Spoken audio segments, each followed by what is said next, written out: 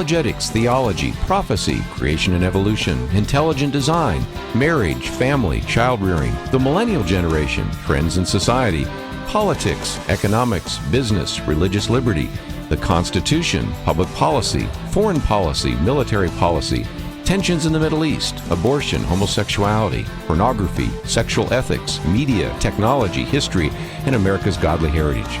We talk about anything that affects your faith, your family, or your freedom. So don't go anywhere, because Point of View starts right now.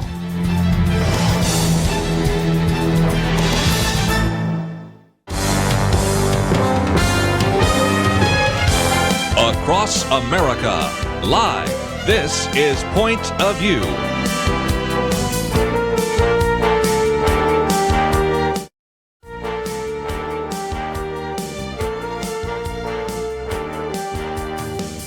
And now, Kerby Anderson. Thank you for joining me today. This is Thursday, June 6th, and it is a week of anniversaries.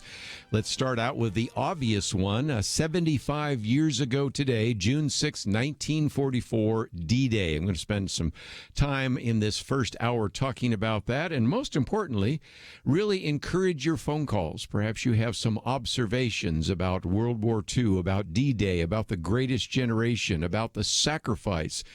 There are so many themes that certainly can run through this hour, and so we'll spend some time talking about that.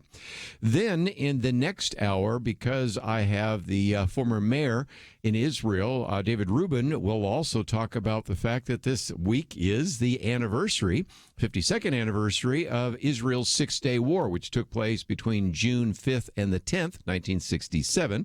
So we'll be talking about Israel and get into some of those issues with him. Then we're going to talk with Kent Parks briefly about some of the things that are happening in terms of outreach. So we'll get into that.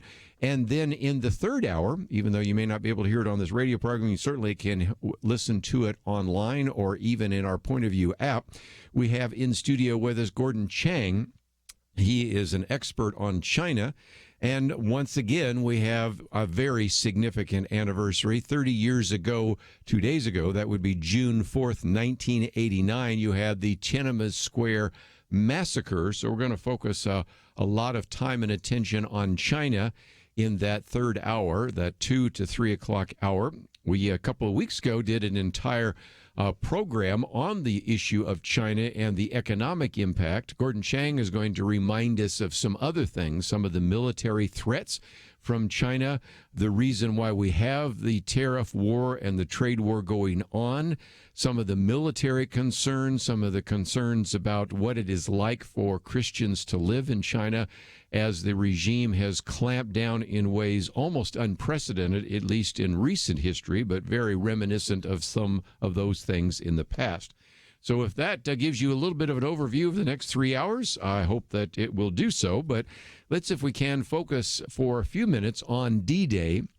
More than 12,000 soldiers from the United States, from Great Britain, and Canada were killed, wounded, or declared missing by the end of this one day. That was significant.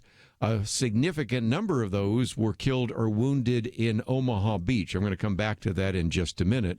But when we talk about D-Day, and a little bit later when I read the prayer that was offered by President Franklin Delano Roosevelt, you'll notice that he isn't necessarily totally confident that this is going to work.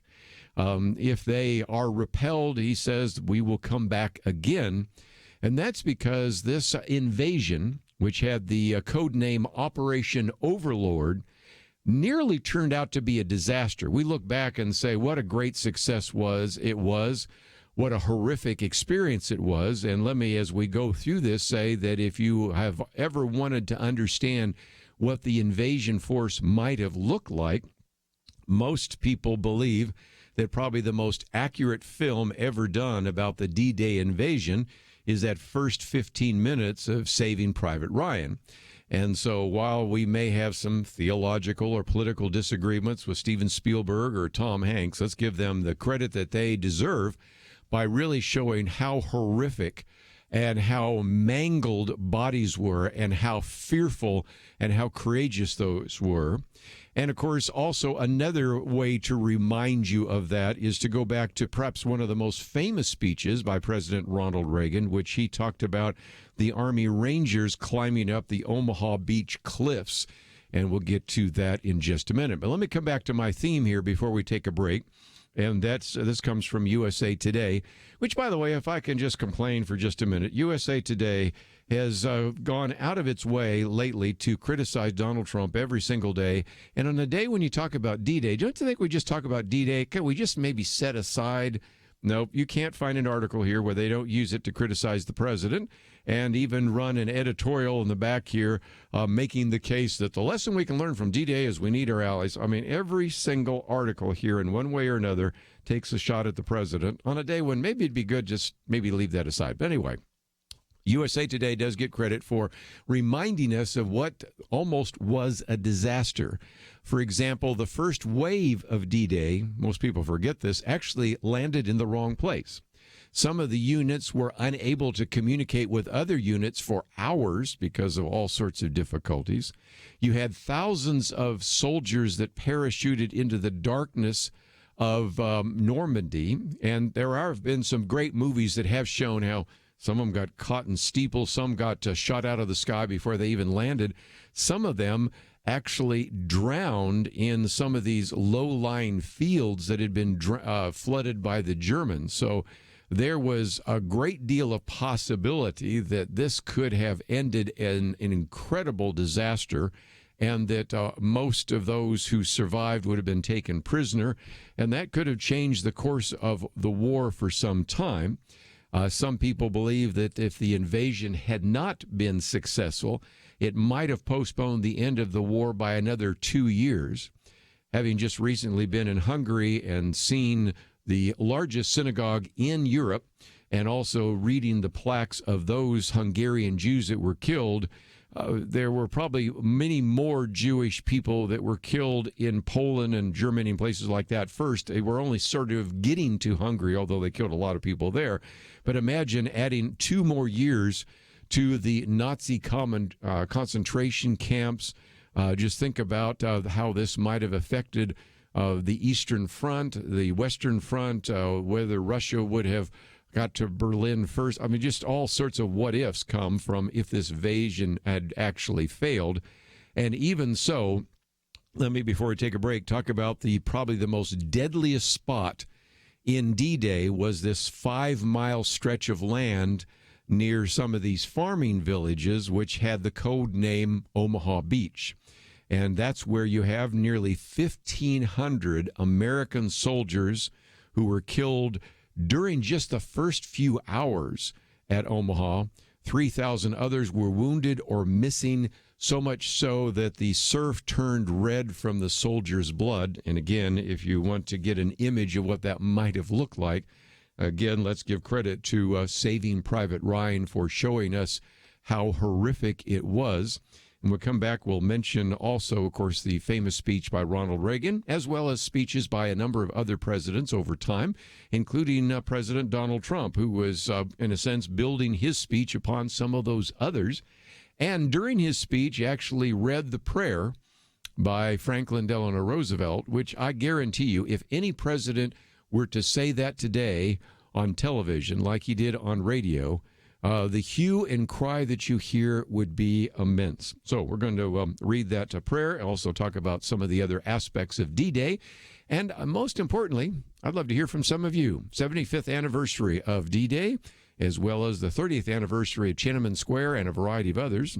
Battle of Midway, by the way, 77 years ago during this time. That was June 4th through the 7th. So a lot of anniversaries this week. I'm going to talk about some of them in my Sunday school class, and maybe you should do the same to remind people of those who gave the full measure of devotion for our freedom. We'll take a break and come back with more right after this.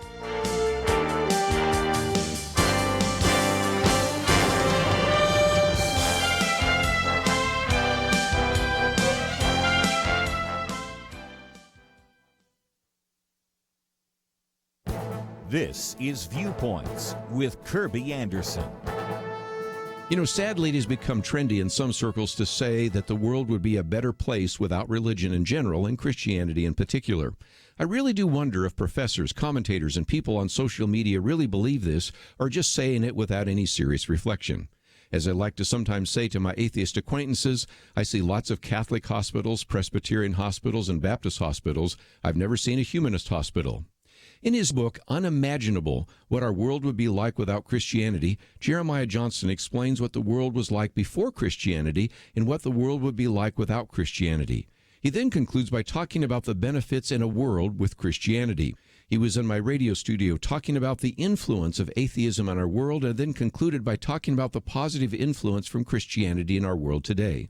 For example, there are an estimated 350,000 religious congregations in the United States, and the vast majority of them serve in some capacity as a community safety net for those in need. We also see churches and faith-based organizations helping out in disasters. So what is the economic impact of faith in America? According to one study cited in the book, religion's $1.2 trillion impact is more than the global annual earnings of Apple and Microsoft combined. Or you can look at it another way. How much do we save in social services because these are performed by faith organizations? Rodney Stark of Baylor concludes that the total current savings to U.S. society is $2.67 trillion. The book's facts and figures are a vivid reminder that the positive impact of Christianity in society is indeed unimaginable. I'm Kerby Anderson, and that's my point of view. For a free copy of Kerby's booklet, A Biblical View on Anti-Semitism, go to viewpoints.info/anti-Semitism. Viewpoints.info/anti-Semitism.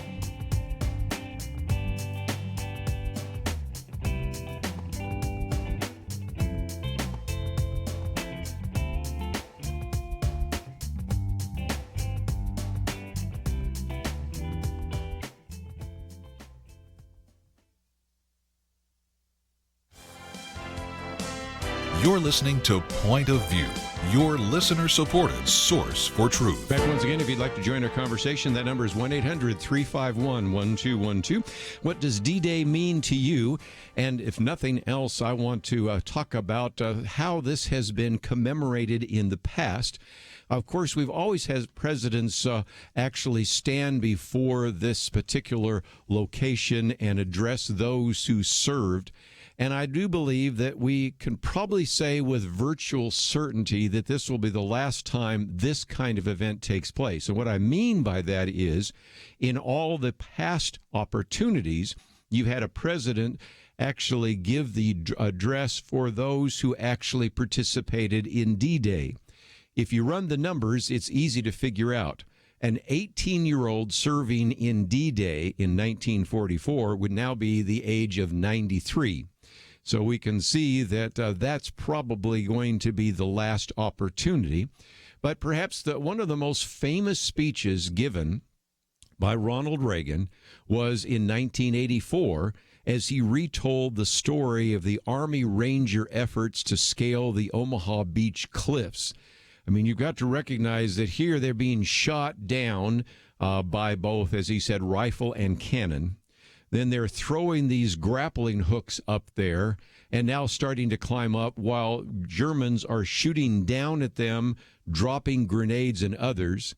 And as one individual falls, another takes his place to climb up to that particular location. And then as they cut the rope, they would get another one and eventually were able to make it to the top and drive their various daggers in there, which is why you have that image there today in Normandy. And so, of course, he gave this very famous speech in 1984. Then fast forward 10 years, Bill Clinton gave a speech which he talked about, we are the sons and daughters you save from tyranny's reach. Then you fast forward again to 2004, the D-Day celebration there by George W. Bush, which he said America would do it again for our friends. And then more recently in 2014, Barack Obama lauded the efforts to actually build Europe's economy. And so that has been kind of the tradition, which I think really, to be fair, is probably now going to come to an end. Presidents may still go to give that speech, but they won't, of course, be giving that speech in front of those who survived D-Day, because I think the last numbers I look at said that those who in one way or another participated in World War II, that would be either in the European theater or the Pacific theater, are less than 500,000. And we're losing more and more World War II veterans every single day. So this is, again, a very significant event. And, of course, you will be able to see some of that. And we'll see how well the secular press covers one very significant element. And that is that when this was taking place, Franklin Delano Roosevelt actually delivered to the nation on the evening of June 6, 1944, a very significant prayer. And to his credit, Donald Trump repeated parts of it. And I thought, just for the benefit of those of you that have not heard it, I might read it. We, in the past here on Point of View, actually have even played it from the audio that's been collected. But again, he begins his radio address by saying, my fellow Americans, last night when I spoke with you about the fall of Rome, I knew at that moment that troops of the United States and our allies were crossing the channel in another and greater operation, and it has come to pass with success thus far. And so he says, in this poignant hour, I ask you to join me in prayer. Now, what I'm reading is the actual prayer given by a sitting president in the United States over the radio. And ask yourself, as we're reading that, can you imagine too many presidents, even Christian presidents, doing this today in light of our pluralistic culture, our politically correct culture, and the rest? But again, this is the speech by Franklin Delano Roosevelt. He says, Almighty God, our sons, pride of our nation, this day have set upon a mighty endeavor to struggle to preserve our republic, our religion, and our civilization, and to set free a suffering humanity. Lead them straight and true, give strength to their arms, stoutness to their hearts, steadfastness in their faith. They will need thy blessings. Their road will be long and hard, for the enemy is strong. He may hurl back our forces. Success may not come with rushing speed, but we shall return again and again, and we know that by thy grace and by the righteousness of our cause, our sons will triumph. They will be sore tired by night and by day, without rest until the victory is won. The darkness will be rent by noise and flame. Men's souls will be shaken with the violences of war. For these men are likely drawn from the ways of peace. They fight not for the lust of conquest. They fight to end conquest. They fight to liberate. They fight to let justice arise, and tolerance and goodwill among all thy people. They yearn but for the end of battle, for their return to the haven of home. Some will never return. Embrace these, Father, and receive them, thy heroic servants, into thy kingdom. Help us champion truth, freedom, limited government, and human dignity. And for us at home, fathers, mothers, children, wives, sisters, and brothers of brave men overseas, whose thoughts and prayers are ever with them, help us, Almighty God, to rededicate ourselves in renewed faith in Thee in this hour of great sacrifice.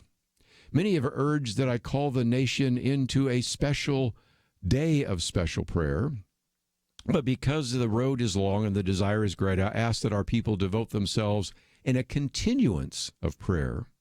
As we rise to each new day, and again when each day is spent, let words of prayer be on our lips, invoking thy help to our efforts. Give us strength, too. Strengthen our daily task to redouble the contributions we make in the physical and the material support of our armed forces, and let our hearts be stout to wait upon the long travail, to bear sorrows that may come, to impart our courage unto our sons, wheresoever they may be. And, O Lord, give us faith. Give us faith in Thee, faith in our sons, faith in each other, faith in our united crusade. Let us not, the keenness of our spirit, be dulled. Let not the impacts of temporary events, of temporary matters, but of fleeting moment, let not these deter us in our unconquerable purpose. With Thy blessing we shall prevail over the unholy forces of our enemy. Help us to conquer the apostles of greed and the racial arrogances. Let us to the saving of our country and with our sister nations into the world unity that will spell a sure peace, a peace invulnerable to the schemings of unworthy men, and a peace that will let all of men live in freedom, reaping the just rewards of their honest toil. Thy will be done, Almighty God. Amen. Again, an incredible prayer by Franklin Delano Roosevelt. Very good piece that came out today by Breakpoint Commentary, which was written, interestingly enough, by Eric Metaxas, that points out that as these news flashes began to make their way over American radio, there were people that were organizing other kind of prayer events.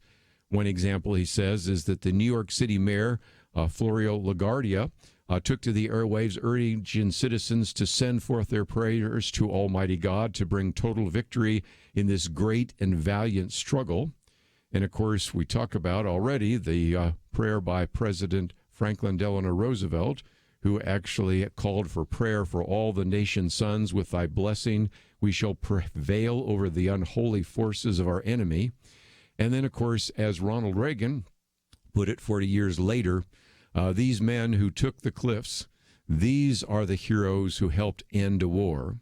So again, you have to think about how striking some of these prayer events were, how people sometimes stood in the streets there in New York City to watch the Chiron going by to see if there was any other news or information about the success of D-Day.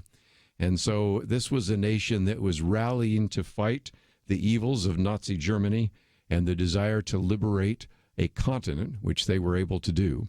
But as I started out, it was one of those risks, a very significant risk, that could have ended in failure, but it ended in success and ultimately was the domino that had to fall so that eventually there could be a defeat of the Nazi Empire, and that indeed was the case. So let's take a break. When we come back, I'd love to get some of your phone calls, and when we come back, we'll also get into a couple of items in the news, but I did want to feature some time and attention today on D-Day. Might make a comment or two about the Battle of Midway, because after all, that was also something that led to our success in the Pacific Theater. So we'll take a break, come back with more right after this. Is religious freedom still a cornerstone of the Republic, or has it effectively been crushed by the forces of tolerance? America needs Christians to be informed and as unified as possible, applying God's wisdom to civic life. Point of view can be a key part of a successful mission. I believe in America. I believe God wants His best for us. We can face whatever the world throws at us as long as we stand together. If you have not signed on, please do it now. Support Point of View Radio today at pointofview.net. Set up your monthly gift by clicking the Truth Team 360 picture and then carefully follow the directions. Pointofview.net. By phone, you can give at 1-800-347-5151. 800-347-5151. Or mail that first donation to Point of View, Box 30, Dallas, Texas 75221. Box 30, Dallas 75221. Or call us 800-347-5151. Point of View will continue after this.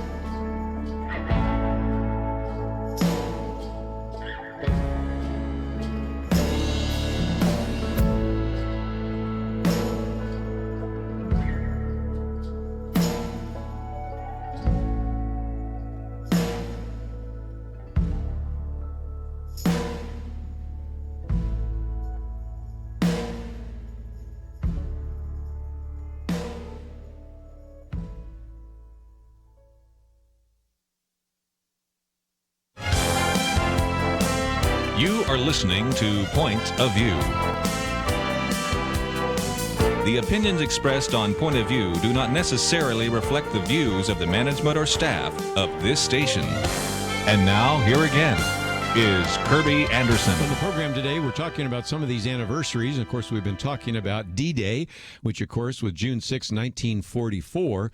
But one of the things I notice as a commentator is that sometimes there is an event that takes place that overshadows everything else. A great example of that is the day C.S. Lewis died was also the same day John F. Kennedy was assassinated. So a lot of people didn't even know about the death of C.S. Lewis for quite a lengthy period of time because, of course, the assassination of Kennedy overshadowed everything else. And that is certainly a good example of that. Another one is a lot of people did not know that the Supreme Court decision of Roe versus Wade came down on January 22nd, 1973, because that was the same day that former President Lyndon Johnson died of a heart attack.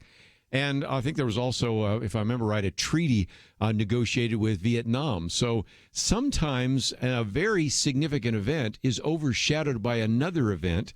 And a good example of that would be the Battle of Midway. Battle of Midway took place 2 years before D-Day, but may be seen by many people as the most significant turning point in World War II in the Pacific theater. But, of course, over the years, it's been obviously overshadowed by D-Day, simply because D-Day is on June 6th and the Battle of Midway was June 4th through the 7th. But I thought for just a minute, before I move on to some other news items, I might spend a moment or two talking about that, partly because one of the individuals we've interviewed on this program from time to time is Dr. Richard Land, and he did a commentary about this, and apparently he has studied it. I am vaguely familiar with that. I've watched some YouTube videos in the past about it, and I'll watch parts of some of the films that have been produced, but it was pretty interesting because it was, as we said, fought in June of 1942. He goes in his commentary to say that the Battle of Midway was just as decisive in the Pacific as the Normandy landings were in Europe, because you had, let's give you some history in case you're not familiar with this, the devastating attack by the Japanese at Pearl Harbor. Then the Japanese, after that, went on to have victory after victory in the Pacific. They, of course, had the victory in Guam, in Wake Island, and the Philippines. Then the Japanese decided to attack Midway and destroy the rest of the American fleet. You might want to get out your map, your atlas, or even just do a Google map or something to see where Midway is, and you can see the desire for them to destroy any possible counterattack that would come from America, so that they would just be the dominant military power, the dominant naval power in the Pacific. Well, interestingly enough, the Japanese did not know that the American naval intelligence had broken at least enough of the Japanese code to discover that they were going to attack Midway on either June 4th or 5th. So at that point, we then go to Admiral Chester Nimitz, who sent 3 aircraft carriers, to lie in wait just east of the island there and do what it could to ambush the Japanese invasion force. So then Richard Land goes on to say that when the Americans attacked the Japanese invasion force, the torpedo bombers were virtually obliterated. 36 of the 42 American pilots were shot down, but they had succeeded in diverting the Japanese defenses. By the way, I might just mention that in passing, the tremendous loss of life, both at Midway and in Normandy, of course, later on in other places as well, just as a reminder of those who gave the full measure of devotion, to use an Abraham Lincoln phrase. But anyway, when the American dive bombers attacked, they were able to sink 3 Japanese carriers in less than 10 minutes. Then an additional Japanese carrier was sunk later in the battle. So in a matter of minutes, the tide of the war in the Pacific had turned dramatically because of the Battle of Midway. And then Richard Land goes on to say, for the rest of the war, the Japanese would be on defense, not offense. Japan lost 5,000 men, 4 carriers, 1 heavy cruiser, and 322 planes, while the U.S. lost 370 men, 1 carrier, 1 destroyer, and 147 aircraft. Ironically, the Japanese pilots who had attacked Pearl Harbor were able to enjoy their victory for just under 6 months until the vast majority of them died at Midway in June of 1942. Richard Land also in his little commentary said, why did we win at Midway? The odds were heavily on the side of the Japanese. Was it luck? He says, I believe it was God's providence, not merely fortuitous circumstances. God blessed America in World War II because we were a God-honoring nation. Then he asks a very good question. Would we receive the same blessings today? God's blessing are a sign of his favor, and their absence is a sign of his disfavor. So just as we spend just a little bit of time as we have here looking back at, first of all, the invasion during D-Day of Normandy and the successful finishing off of the World War II theater in Europe. And as we also look back a couple of years before that to the Battle of Midway, that was the beginning of the end for the Japanese in the Pacific theater, it's a good question to ask. Were all those successes that we endured and enjoyed due in part to divine favor or just mere coincidence? And of course, you can make the case that not only did we have valiant men who were fighting in these various battles and dying, and not only did we have people back home producing the kinds of weapons of war necessary to continue to fight this battle, but also I believe we could add to that the other aspect of divine favor. So if nothing else, a couple of issues I wanted to put on the table.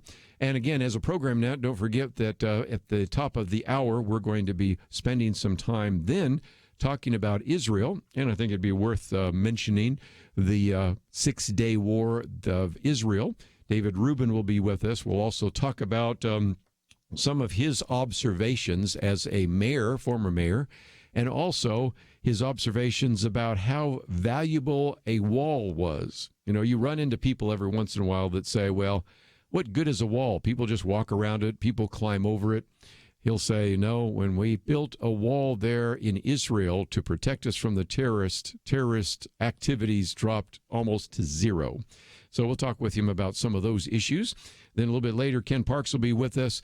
We'll be talking about missions and unreached people group and those kinds of things. And then in the third hour, we're going to have Gordon Chang will be with us for the entire hour as we talk about China, but also want to look back to Tiananmen Square, the massacre that took place June 4th, 1989, which again was 30 years ago. So lots of things to cover today, and at any point, if you'd like to join the conversation, 1-800-351-1212. As you go to the website, you're going to find a couple of things we've posted. One of those, of course, is a wonderful photo essay that was put together by our good friends at The Stream. So if you've never seen some of the actual pictures of D-Day and how that was actually done, I think you will enjoy the fact that there's just an enormous number of photos there that you can maybe share with your family tonight as you talk about D-Day. And, of course, any of you that have not already seen the prayer by Franklin Delano Roosevelt, just give us a call or contact us. We'll send it to you because it's pretty easy to find out on the website. But if you'd like to get a copy, we'll be glad to send that to you as well. My commentary today, by the way, is called Unimaginable, and that is based upon a book that came out by our good friend Dr. Jeremiah Johnston, Unimaginable, What Our World Would Be Like Without Christianity. We can oftentimes, when we talk about the issue of D-Day or Midway or even World War II, what would the world have been like if America never entered into the war? But you can ask another question, what would this world be like if it weren't for the fact that we have so many Christians involved in so many different areas? And we are starting to see more and more of our atheist friends making statements like, the world would be better off without religion in general, be better off without Christianity in particular. And they always like to reach back to the Salem witch trials, which, by the way, weren't really done by Christians, reach all the way back to the Inquisition, which, again, may have been done by some people that used religion, but I'm not even sure how faithful they were to it, or the Crusades or whatever. But they kind of forget all the other ways in which Christianity has been an encouragement and a real blessing to the Western world. So when we come back from the break, I want to mention some more about that and get into a couple of items in the news. But again, as I mentioned just a few minutes ago, don't forget that in the next hour, we're going to spend some time talking about Israel with David Rubin, and we'll then get into the whole question of evangelism and the unreached people groups and a variety of other issues. And then, of course, we'll be talking about China, Tiananmen Square, and these tariffs and so many other issues that we are dealing with today. So lots to cover, and we will do more of that right after these messages.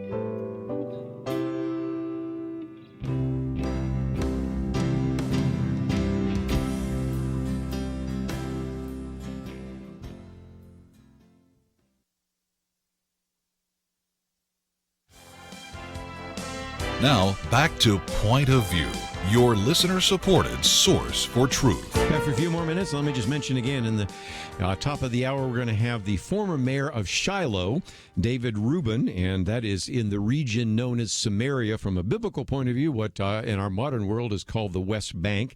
Also the founder and president of the Shiloh Israel Children's Fund, in part was created when his son was wounded in a vicious terrorist attack. So we're going to get into some of those issues. Benjamin Netanyahu won in the election, but he's facing another election because, again, in a parliamentary system, If you cannot form a coalition, then there's going to be another election. So we're going to talk about what that means. Also want to get his comments about whether or not a wall is valuable. Maybe some of his observations about everything from D-Day to, again, Israel's 6-day war. So there's just lots of things we can cover, and we'll do so with him. Then we'll be moving on to some other topics. So you're welcome to join us through the entire program today, because we're going to be looking at a lot of these very significant anniversaries that all took place during this week. I mentioned just a minute ago my commentary called Unimaginable, and in that I say, one of the things that we keep running into are my atheist friends that say we'd be better off without religion. But if you really begin to look at that, that doesn't make any sense at all. Because as I like to sometimes say to my atheist acquaintances, I see a lot of Catholic hospitals, I've seen Presbyterian hospitals, I've seen Baptist hospitals, never seen a humanist hospital. Matter of fact, the other day over driving in the mid-cities, you know how you see these signs that say this area, this particular group's picking up litter in this area? They actually had one from the North Texas Humanists, and I'm going to go back and take a picture of that, because how rare is it that you see anything that is done in a social and positive manner? And this one, I think it was actually the Free Thinkers of North Texas. But anyway, I'm going to get a picture of that, because that's the point. If you go back and look at this book by Dr. Jeremiah Johnston, or if you look at some of the other books by, when he was alive, D. James Kennedy, who co-authored these with Jerry Newcomb, who's on the program with us as well, you had books like What If Jesus Had Never Been Born? What If the Bible Had Never Been Written? You have Rodney Stark wrote the book, The Triumph of Christianity. Every one of these books talks about the incredible and profound impact that Christianity has had in our culture. And so I really wanted to have this commentary, just number one, to help format and to encourage people to get a copy of Jeremiah Johnston's book. And he recently spoke at the Breakpoint conference on this topic, which I thought was really good. But more than that, he points out that there are an estimated, about 350,000 religious congregations in the United States. And as he points out, the vast majority of them, quote, serve in some capacity as a community safety net for those in need, unquote. And so when you look at those churches, and then you add to that all these faith-based organizations, there's just a tremendous amount of good that is done by these faith-based groups. And that's important to recognize, because we're moving towards a day, and I think it would have come a lot faster if Hillary Clinton was elected president. But even though Donald Trump has been elected president and we have maybe a little more friendly relationship at the moment by an administration towards religion, I think we're moving towards a day where people are going to say, why should churches have a tax-exempt status? Why should nonprofits have a tax-exempt status? And the answer for that is, well, first of all, we tax profits, and they're not making profits. And if they are, then that's called unrelated business income. Catholic Church pays a lot of taxes in unrelated business income, things that they've owned that create a profit. But what are there any benefits to these? And again, our atheist friends just want to minimize everything that the churches do. And you look at these various outreaches in the prisons to the homeless. You think of soup kitchens. You think of all sorts of ministries in that regard. And so it's kind of hard to figure it out. But at least in his book, Jeremiah Johnston estimates, looking at one study, which I think is a credible study, that the impact of religion is probably on the order of $1.2 trillion, and that's more than the global annual earnings of Apple and Microsoft combined. Or you can look at it another way. How much do we save in social services because of the work that is actually done by various faith-based organizations? And Rodney Stark, I mentioned his name just a minute ago, Dr. Rodney Stark's been on the program with us many times before as a professor at Baylor University, concludes again that the current savings to the U.S. society is probably on the order of $2.67 trillion a year. Now, if those facts are accurate, and after looking at some of those in the book and in other places, I would say if they're not perfectly accurate, they're certainly the right order of magnitude. I'm not going to argue whether it's $2.4 trillion or $2.5 trillion or $2.6 trillion.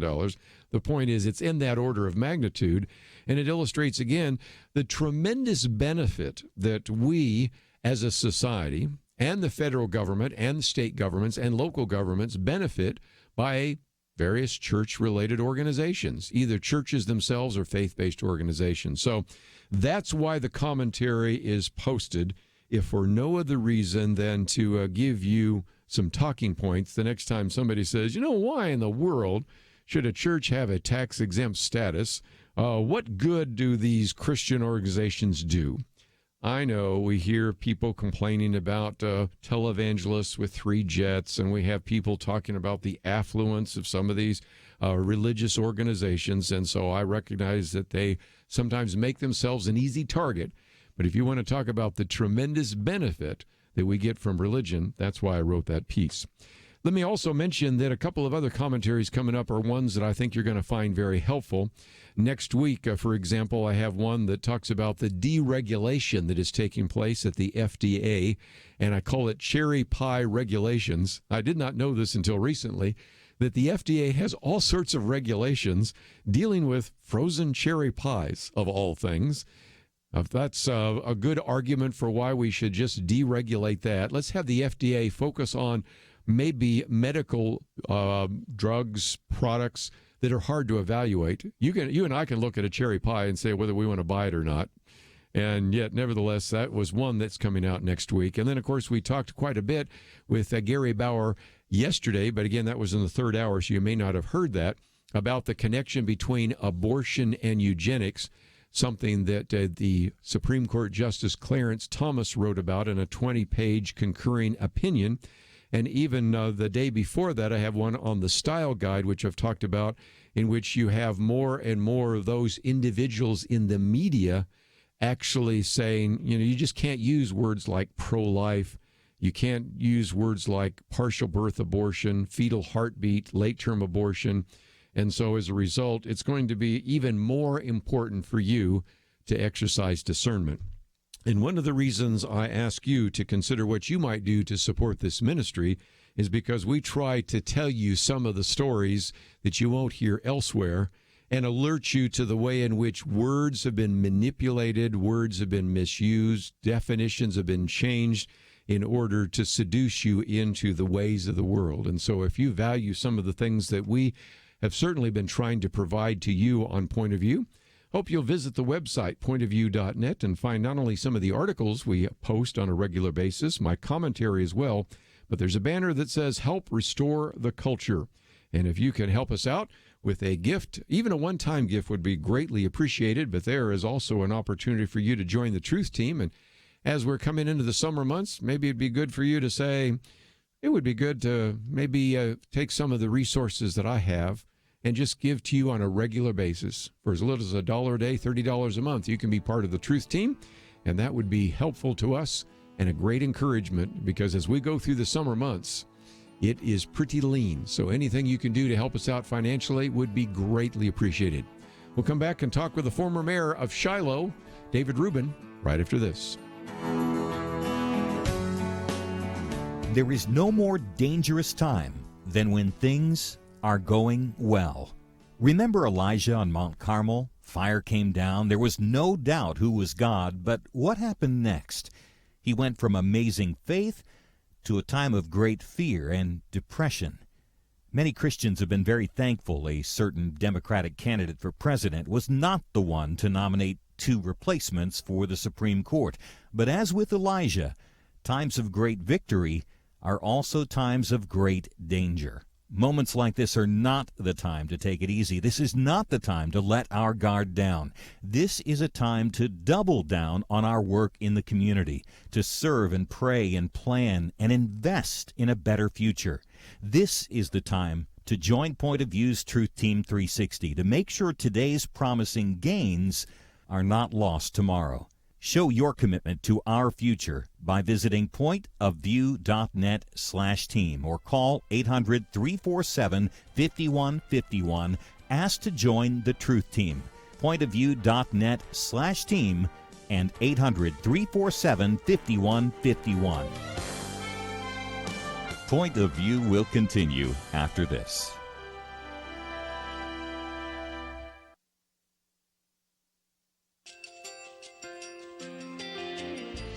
I just want to thank you so much for all the wonderful programming you have. You're just absolutely fantastic. I recently started listening to Point of View, and I really found it interesting because of the different subjects you cover. Thank you for that. I really appreciate everything that you do in keeping us informed. Thank you, Kerby, for everything that you have been doing. I appreciate all the work that you're doing, advocating for the Word of God. Thank you so much. Point of View, I think, is absolutely necessary because it's a Christian perspective, a biblical worldview perspective, and receive very current, up-to-date information about what is really going on, week to week in our culture, which is changing so rapidly, and yet it's morally sliding backwards. Yeah, I'm just, first of all, I thank you guys. Y'all's program is wonderful, and enjoy it every day. I learn so much every time I listen to it. Point of View Radio Talk Show.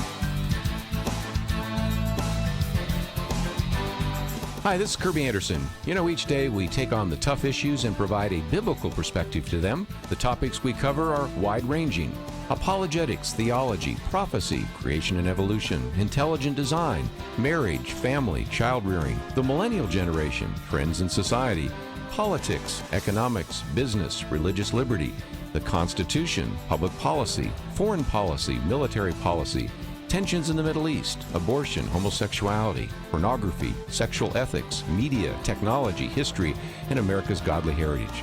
We talk about anything that affects your faith, your family, or your freedom. So don't go anywhere, because Point of View starts right now.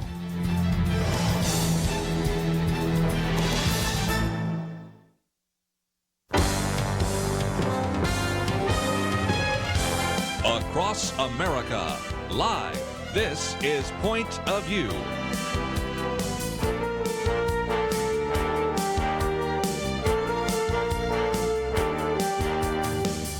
And now, Kerby Anderson. Thank you for joining me. It is June 6th, and this is the 75th anniversary of D-Day, June 6, 1945. 75 years ago, D-Day. We spent a lot of time this last hour talking about that, and I might just mention, if you go to our website, pointofview.net, a very good photo essay done by our friends at The Stream. Also, of course, I read the prayer by Franklin Delano Roosevelt, and so that is all something that we've talked about previously. We may get into some more of it today as well, but I thought that I would certainly acknowledge that. But we're going to be talking with our friend David Rubin. And when you talk about the anniversaries, there's another one, and that is the anniversary of Israel's Six-Day War, which took place between June 5th and the 10th, 1967, 52 years ago. And in addition to that, in the next hour, when we talk with Gordon Chang about China, you have the 30th anniversary of the Tiananmen Square Massacre, June 4th, 1989. So this is sort of a week of anniversaries, and we are going to spend some time now talking about what is happening in Israel. Then Kent Parks will be in studio with us talking about an outreach to unreached people groups. And then Gordon Chang will be in studio with us as well as we talk about U.S.-China relations. So we have a lot to cover. Already covered a fair amount, and you can find some of that on our website, pointofview.net. David Rubin is the former mayor of Shiloh in Israel. That's in the region, from a biblical point of view, known as Samaria, which today is called the West Bank. Also is the founder and president of the Shiloh Israel Children's Fund, in part because of his son wounded in a very vicious terrorist attack. He's been a spokesperson for Israel and the biblical heartland of Israel, author of such books as Trump and the Jews, The Islamic Tsunami, Israel and America in the Age of Obama, Peace for Peace, Sparks from Zion, and More Sparks from Zion. Kind of a trusted voice of Israel, and an individual that joins us now by phone. David, thank you for being with us here on Point of View. Well, thank you, Kerby. I appreciate that introduction. Well, and also, having grown up in the United States, I know you were born in Brooklyn, you probably look back on this day of D-Day and recognize that the lessons we learned in D-Day also are some lessons that Israel had to apply during Israel's Six-Day War, which was 52 years ago this week, right? That's right. Well, certainly D-Day is something that we will never forget, the Jewish people will never forget, and I personally, my father was a soldier in World War II with the American Army, and sure, I'm living in Israel. Been living in Israel for 27 years, and I think it's critical that we learn from every single point in history. And what's sad today is that there are so many young people that don't know the history and that misunderstand it and misread it and don't understand really what's going on today because they don't understand what was going on back then. Well, and again, I think that's one of the things we want to try to continue to do at Point of View, educate the next generation about some of the lessons that we have learned and to learn from history. But let's, if we can, for just a few minutes, kind of give people an update. We have for some time been watching the election of Benjamin Netanyahu, first looking forward to that. Then after he was elected, all sorts of people are hearing, well, he's going to have to stand for election again. and that is because failing to put together kind of a coalition group, people that are not familiar with sort of a parliamentary system, explain why an individual, the prime minister, who already won an election, is going to have to run for another election in September. Well, I could explain a parliamentary system, but you have to understand it's not just a parliamentary system, it's an Israeli parliamentary system. Yes. Which is like no other. In Europe, most of the countries have parliamentary systems, and in those systems, after the election, when we see the results of the election, there's usually a leading party, a party that gets the most votes and the most seats in the parliament, and the leader of that party has to negotiate with the other parties to put together a coalition, usually of 2 or 3 parties, and I'd say 4 at the most. In Israel, there are so many parties that to put together a governing coalition, you have to have about 7 parties in the government, wow. At least 7, and that's how many were in the current government. So after the elections, Netanyahu had 35 out of the 61 seats that he needs just from his party alone, and he's tried to negotiate with smaller parties to the right of the political spectrum to put together a governing coalition. Everyone thought it was going to happen. Everyone thought it was going to be fine.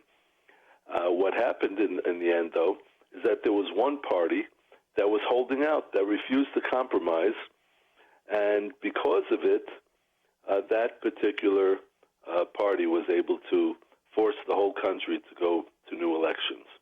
And so we're talking about new elections in September. The last elections were in April, and no government has been formed. That's just incredible. And again, I just thought we would focus on that for a few minutes, just simply because a lot of people would say, well, I thought he was elected. What's the deal? He's running again.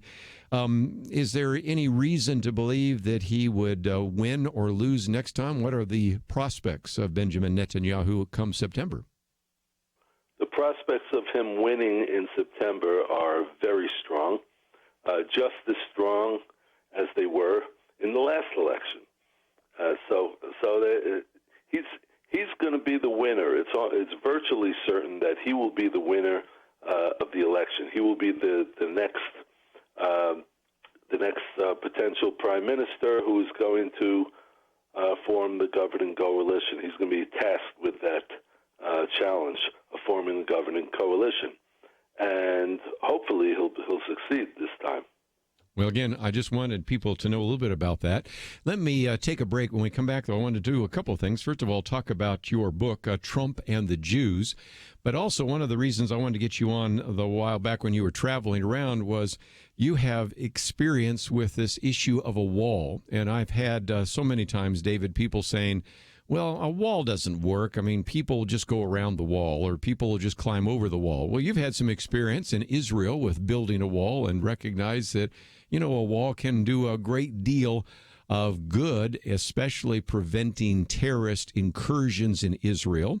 And so I want to talk about that as well. And, of course, anybody that has not traveled to Israel, let me just mention that we're going to be having our trip to Israel in October.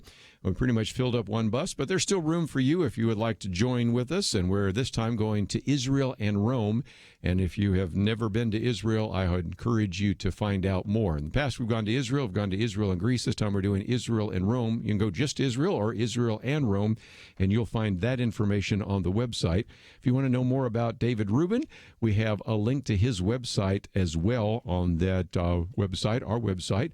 It's Shiloh, hischildren.org, but I'll go through all of that a little bit later. ShilohIsraelchildren.org, and we'll come back and get into a few more very important issues right after these important messages.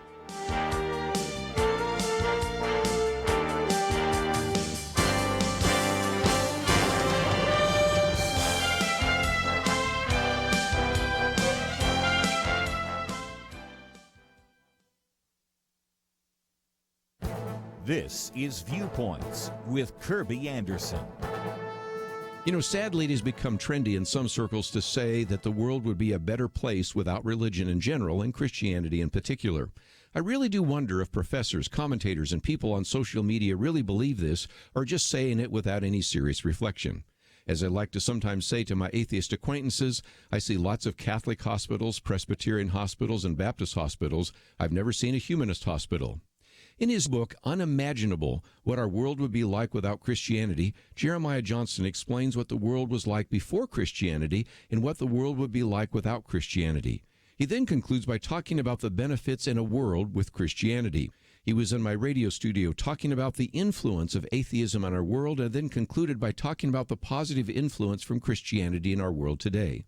For example, there are an estimated 350,000 religious congregations in the United States, and the vast majority of them serve in some capacity as a community safety net for those in need. We also see churches and faith-based organizations helping out in disasters. So what is the economic impact of faith in America? According to one study cited in the book, religion's $1.2 trillion impact is more than the global annual earnings of Apple and Microsoft combined. Or you can look at it another way. How much do we save in social services because these are performed by faith organizations? Rodney Stark of Baylor concludes that the total current savings to U.S. society is $2.67 trillion. The book's facts and figures are a vivid reminder that the positive impact of Christianity in society is indeed unimaginable. I'm Kerby Anderson, and that's my point of view. For a free copy of Kerby's booklet, A Biblical View on Anti-Semitism, go to viewpoints.info/anti-Semitism. Viewpoints.info/anti-Semitism.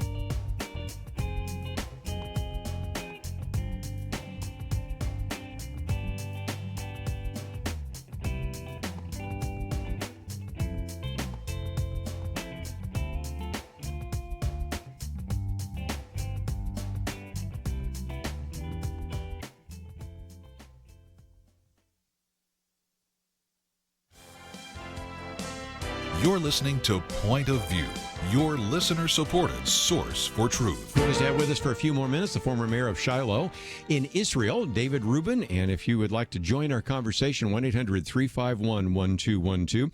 And as I pointed out, more than 50 years ago, June 5th through the 10th, 1967, you had Israel's Six-Day War. You had Egypt beginning to pull together all sorts of military forces, putting Jordan and Syria under that command, and the desire to, in a sense, drive Israel into the sea by having a coordinated attack from the south, the east, and the north. And David, that, if nothing else, is a reminder as to why, first of all, Israel has had to be ever vigilant about the various attacks from its neighbors, but also vigilant about terrorist activities. And one of the things I know that you've written about in the past is for people that say a wall does not help or a wall is not going to be significant, all they need to do is look at the use of a wall there in Israel. Tell us more, if you might. Well, certainly, Israel has had a lot of experience with walls. We have two different walls or fences or physical barriers that are used for a similar purpose as the proposed wall in the United States at the Mexican border. So there, on the south of Israel, there was a big problem with illegal immigration. There were a lot of African immigrants coming in who were illegal immigrants. They didn't have permission to come in. They came in. They settled in Tel Aviv by the thousands. The street crime rose very quickly because these were undesirables. These weren't people who were coming to work hard and to raise their families and to be model citizens. And so Israel decided to build a wall. It's actually a fence on the southern border made of strong steel, barbed wire, and high-tech devices to go with it. And within a year and a half, all of the illegal immigration, was halted. Wow. Completely halted. And then there is the other wall that separates Judea and Samaria, the so-called West Bank. And by the way, it's the so-called West Bank because in Israel it's known as Samaria, the region north of Jerusalem, and Judea, the region south of Jerusalem. It hasn't changed from biblical times. Right. West Bank is just a fictional term. Anyhow, so the border at that Judea-Samaria border, there is a very strong wall, sometimes wall of concrete, sometimes fence, sometimes barbed wire, sometimes high-tech devices, but there's always a physical barrier. And that physical barrier has drastically cut down on terrorism in Israel's major cities. So anyone who tells me that walls don't work, that physical barriers don't work, they don't know what they're talking about, or they're being dishonest. And again, those that have traveled with us to Israel, those who will travel with us in the future, will get a chance to show them, and they can learn a little bit more. I want to talk about your book that I hope a number of our listeners would want to get a copy of. It's pretty easy to find on various online services, Trump and the Jews. And to be honest with you, David, if somebody had said 5 years ago that Donald Trump would be president, I'm not sure I would have believed it, that he would have done all the things he has done that have been enabling of the Jewish people would even be more unlikely, and that unlike all sorts of previous presidents who said that they would move the embassy from Tel Aviv to Jerusalem, I wouldn't have believed that either. But nevertheless, that's the world that we find ourselves in today, isn't it? Well, it's all true what you just said. President Trump, you have to remember who he is. Okay, and I went into some detail in my book, Trump and the Jews. And when he grew up in New York, he grew up in Queens. He grew up in the borough of New York City, which was adjacent to Brooklyn. And Brooklyn and Queens were the working class areas. Those were the working, and he didn't come from a working class family, even though they did work pretty hard. And he still does. But these were working class areas. He knew the people. He knew the common folks, and that included a lot of Jews, because there are a lot of Jews in Brooklyn and Queens, and there still are. So he developed some very strong connections with the Jewish community. And as you know, today he has a Jewish daughter, he has a Jewish son-in-law, and Jewish grandchildren. Yes. And I'm sure that those things have affected him as well. But I believe that President Trump has very strong beliefs when it comes to Israel, when it comes to injustice, when it comes to anti-Semitism. He has very, very strong, passionate feelings. And anyone who really knows President Trump, really has looked into his background, they see that, and they know it's very real and it's very genuine. So it doesn't surprise me that he's accomplished so much on behalf of the Israel-United States relationship, because that's something that he feels deeply about.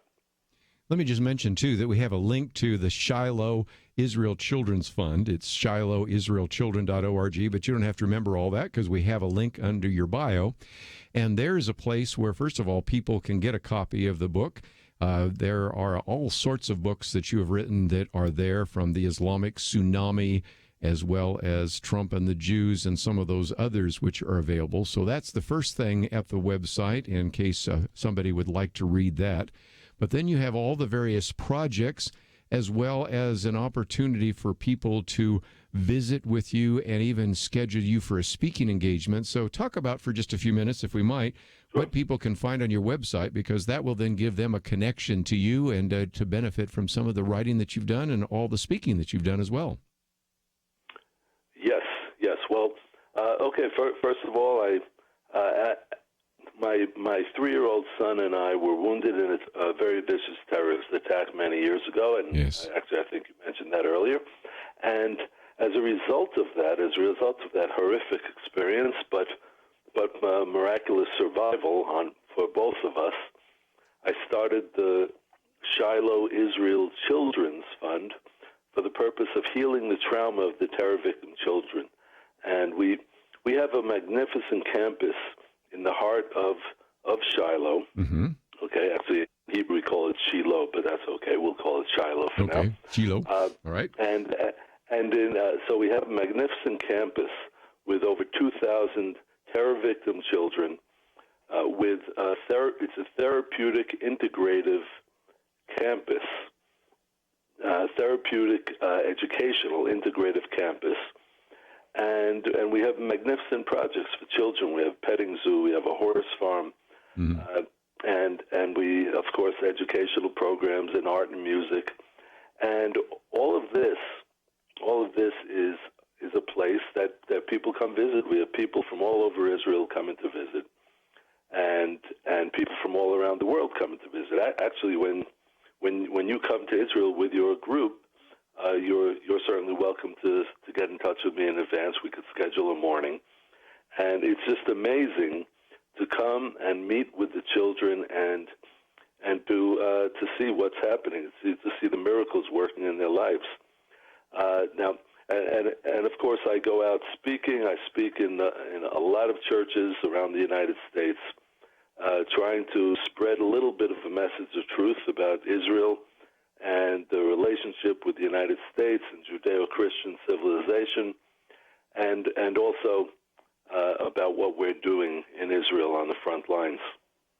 Well, again, we have all the links necessary there. Shiloh or Shiloh, israelchildren.org. And again, we have that information if you would be interested in his book on Donald Trump or many of the other books that he has written over the years. That's all on the website. And if you'd like to contribute to that or learn more about this very important ministry that developed out of course, a terrorist attack against him and his 3-year-old son, it is all on our website, pointofview.net. David, I appreciate the work that you're doing. Go ahead. Thank you, Kerby. If I could just add that if anyone wants to those who want to get a copy of the book, Trump and the Jews, or any of my other books, they can just go right to Amazon.com, and they can get a copy straight from there. Just go to the Trump and the Jews page on Amazon.com. Very good. Well, I appreciate you joining with us. Look forward to the next opportunity. And so we need to take a break, but when we come back, going to spend a little bit of time talking with Kent Parks. He'll be in studio with us as well. I might just mention that in the next hour, Gordon Chang will be with us. We'll be talking about China relations. And of course, not only are we talking about the 75th anniversary of D-Day, but also the 30th anniversary of the Tiananmen Square massacre. We got a lot to cover, and we will do so right after this. So you sit down and do your budget, and you look at all your monthly costs and your bills and your income, and it seems like there's never quite enough. You know what would really help? Finding $500 a month to help balance things out. That is the typical savings, $500 a month for a family when you switch to MediShare for your health care. And when it comes to healthcare sharing ministries, MediShare is really the gold standard. It's been around for 25 years and has more than 400,000 members. It's been around so long and grown so much because it works. And whether you're single or married or have kids, this could make sitting down to do a monthly budget a lot more fun. $500 a month can more than cover a car payment or pay back loans, whatever. So join MediShare and go out to dinner to celebrate. Here's the number to call. They are incredibly kind and helpful to talk to. 855-90-BIBLE. That's 855-90-BIBLE. 855-90-BIBLE. Tired of fake news? Support truth. Join Point of View's Truth Team and bring healing to America. Go to pointofview.net/team. Pointofview.net/team or 800-347-5151. Point of View will continue after this.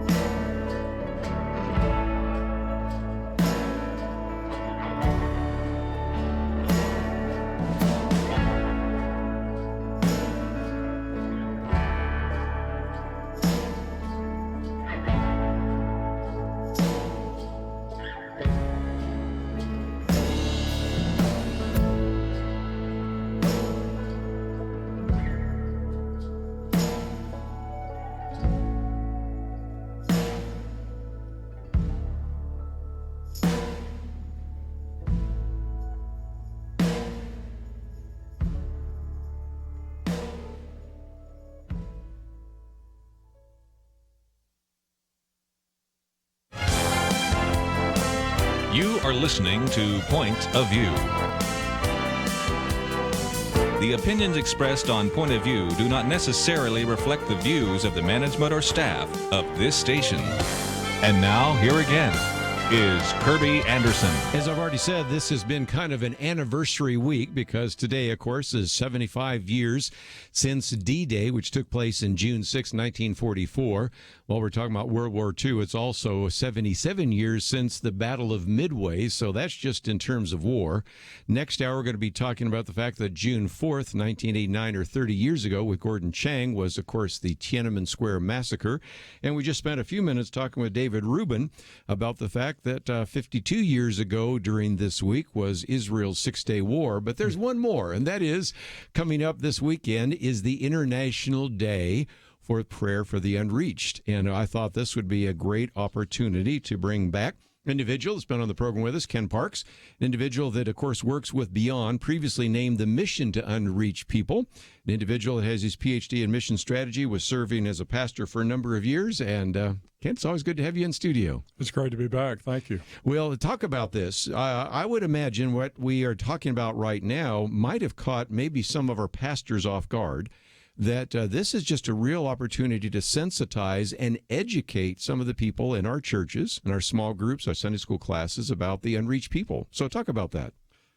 So about a third of the world has never had access to hear or see good news about Jesus. Wow. And so a number of years ago, there began a focus around the world to pray for these unreached people groups, as they're often called. It is done on Pentecost Sunday. So it's another anniversary for you. Of course. And as you know, on Pentecost Sunday, many people heard the gospel in their own language for the first time. Mm-hmm. My Arabic-speaking Christian friends remind me they heard it in Arabic before we heard it in English. Yeah. And so because prayer is a rebellion against the status quo, we're asking God to do what God wants to do anyway. We say, Lord, this isn't right in the world. So amazing things are happening because of prayer, and this is the focus that we have. Well, again, Pentecost Sunday, and of course, this International Day for the Unreached. And again, you can find some of the information on the website. Going to be talking about this book in just a minute that is coming out. But give us a sense of where those are located. When you hear those numbers, you know, your mind kind of begins to repel because you're like, oh, I can't even get my head around all of that. But there tends to be what we call the 1040 window. And it seems to me that a lot of these unreached groups fit into that. But where would we find these unreached groups? A lot of them would be in the window 10 and 40 latitude. Mm-hmm. But essentially, most parts of Asia would have segments of them. Mm-hmm. So there's some people groups in an ethnic group in an area, there are many Christians, and then unrelated ethnic group in the same country, not. And so many of them would be in different parts of Africa, North Africa, Middle East, all parts of Asia, India, China, Southeast Asia, and Central Asia, and so forth. So that's where their greatest concentration is around the world. And the significance of the Day of Prayer is that, for instance, in 30 years of praying focused on Muslims, there have been more Muslims come to Christ in 30 years Mm-hmm. than ever before. So this includes Muslims, but Hindus, Buddhists, and so forth. And it is in this prayer movement that we're seeing some amazing breakthroughs happen. And in some of these places, it isn't that they're Muslim or Buddhist or Hindu.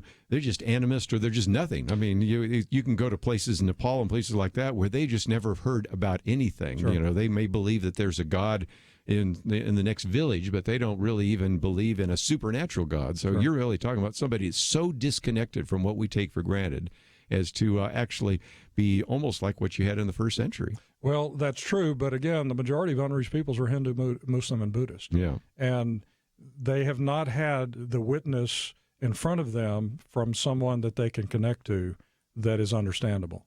And so we're seeing these breakthroughs where they become followers of Jesus. They love Jesus. They serve their community. They make other disciples.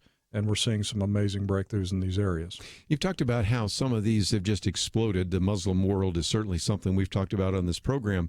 But it does seem to me that when we look at church planting, I know that's certainly one aspect of what you do at Beyond, These are incredible because you have some of these individuals that I've followed over the years where they will lead, it's the old teach others that they'll be able to teach others also. So you put this in the hands of faithful men, and then they put it in the hands of others.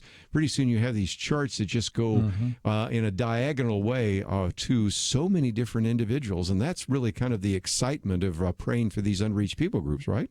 We put it in their hands in a way that is reproducible.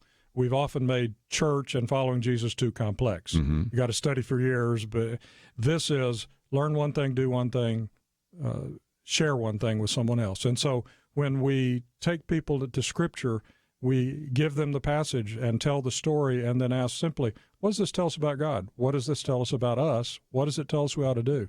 And it's a reproducible process. The Word of God is the curriculum, and God is the teacher. We facilitate learning, but God is the teacher.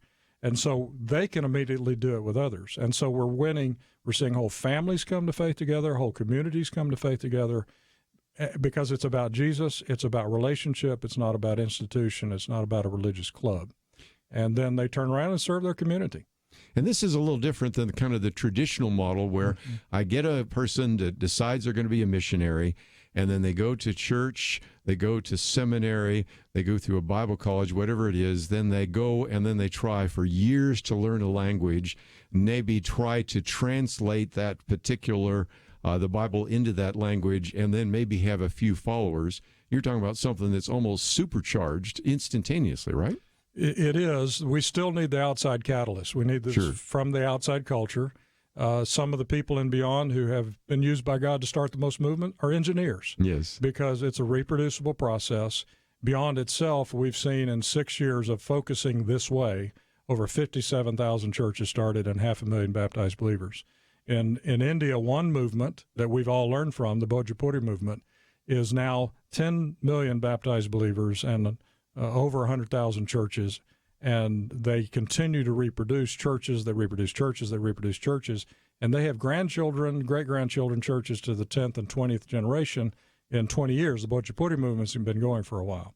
Well, let's talk about the book, because that's really what it gets into. And I might just mention that as you go to our website, first of all, you'll see the bio for Kent Parks, and then click on that button that says See More, and you'll scroll down underneath here, and it has a very interesting book that I just now heard about in terms of church planting and the movement there in kind of northern India, right? And tell a little bit more about that, because this would be a great resource for churches that want to do a missions conference or even have in their hands, because you get it in Kindle or paperback, and use this even as we pray for these unreached people groups. It's called Bhojpuri Breakthrough, a movement that keeps multiplying. The Bhojpuri is mainly a language group of about 80 million. Wow. It has been called in the past the graveyard of missions. For 150, 200 years, just almost nothing happened. Wow. But then this reproducible, making disciples who reproduce process began 20-something years ago. So the book's by Victor John, the Indian leader, who is the key leader the Lord's used, and one of our co-workers who's quite the editor and encourager, Dave Coles. Dave listened to hundreds of their leaders literally and put this book together. And just a couple of the key stories. There's a story of, here's this woman, very low caste. She's learned this reproducible process. She's learned to do what Jesus tells her. And not only does she lead low caste churches that are reproducing, she's across town later in the day leading high caste churches that she started. It's just the power of God's miracle in these situations. And again, all of this is happening just simply because they're just taking this reproducible model and using that. And it's interesting when you talk about that, because if you go to India, you understand that caste system is so rigid. I mean, anybody that thinks that we have a caste system in America has never been to India. And for her to move up and around and reach various individuals with the gospel is pretty profound, isn't it? It is very profound. In fact, people say, well, people can't reach each other cross caste. And we have all kinds of evidence in this movements we're associated with. And they're reaching railroad children and discipling them and bringing them out of poverty and starvation and just some amazing things. We also have it on our website at beyond.org/radio. And if people want it and give a donation, we'll $50, we'll send it to them. I might just mention we have that link there as well. Just go to beyond.org. We've got a link there that has the book offer. And again, if you would like to know a little bit more, it's fascinating. And of course, there's a way in which you can get a copy. And for your donation, that's a way in which you can support this.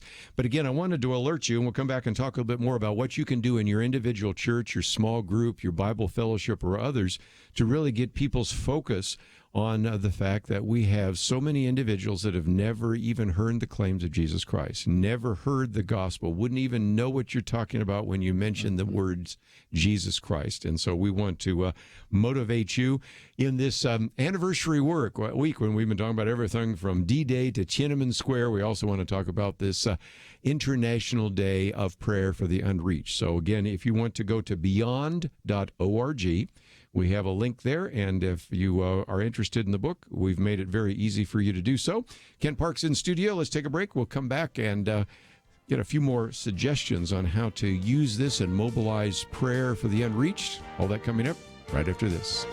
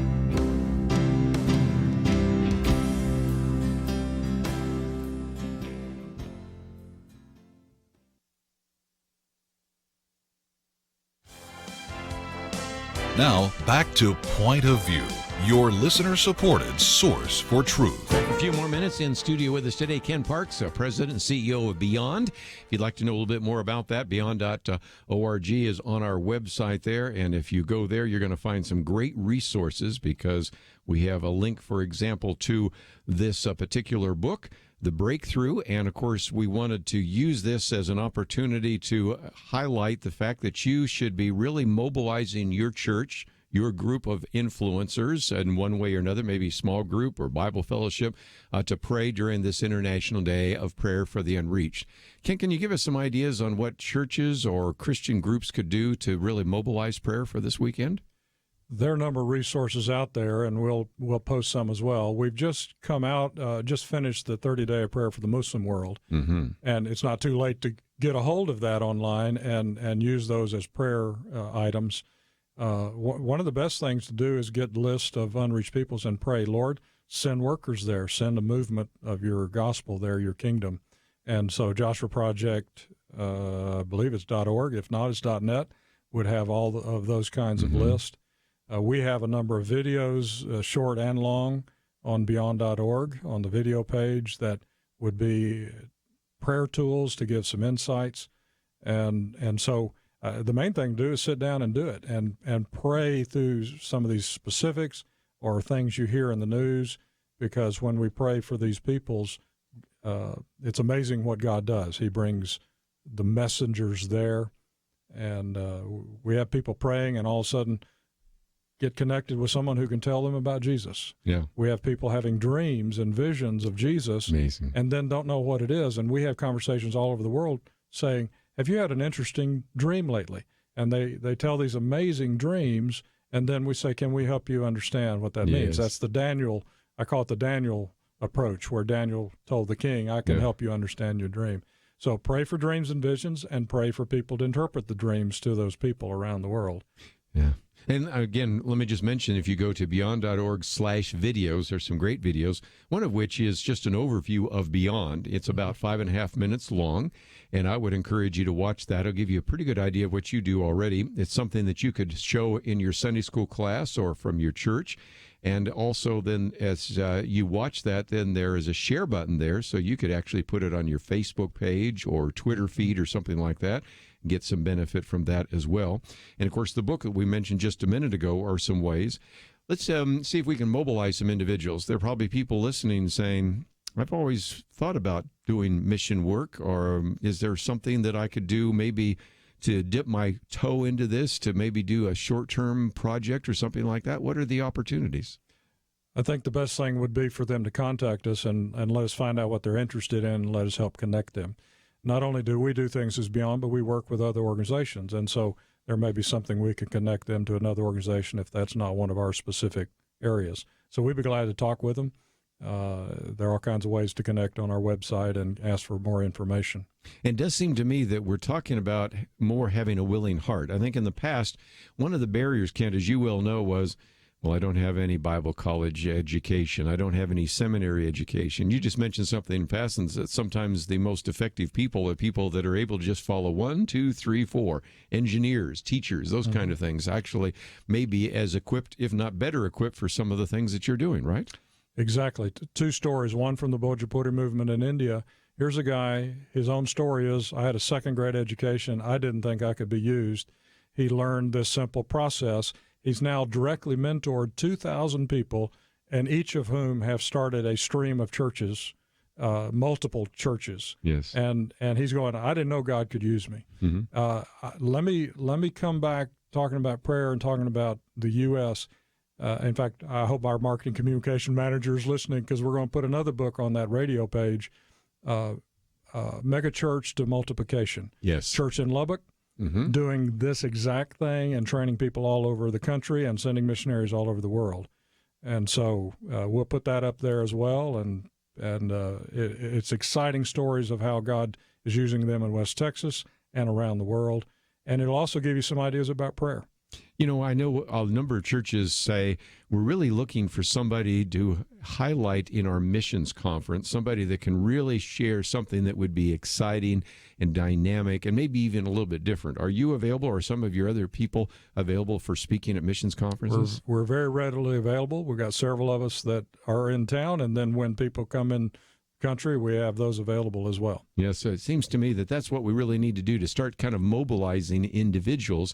And most importantly, I, as an individual that also runs an organization, am well aware of the fact that we have a button there that says donate. So talk about some of your financial needs, because while we talk about the unreached people groups, we spend a lot of money reaching people that are already reached. and we need to channel some of our resources to reaching the people that have never heard the gospel. What can they do to help you out in terms of finances and even sweat equity to help you in some of the ways to maybe advance your ministry? Oh, we have a long list, but what we can do with more funding is equip many more people. Mm-hmm. We've equipped in these 6 years 50,000 people to do this kind of thing. Everything from the catalyst who comes in from the outside and causes a massive change to the individual church leader. And that kind of funding that will fund both specific and in the broader number is very, very significant, because it's resulted in 500,000 baptized believers because of these 50,000 we've trained. And so whether it's $50 or 15,000 will train an outside catalyst that has started movements, and we've got case studies that prove that. And so, yes, we have, let's just put it this way, when the money that has been given to us, we've seen over 1,700 people come to faith per $100,000 spent. The U.S. average is 3. Mm-hmm. So we've got a good return on investment spiritually and financially, and we would love to partner with folks. We'd love to help people, train people in their own church. I think so. We can connect people to training. We do some of the training to say, here's how you can do it here in the Dallas-Fort Worth area or wherever you are. This is reproducible here.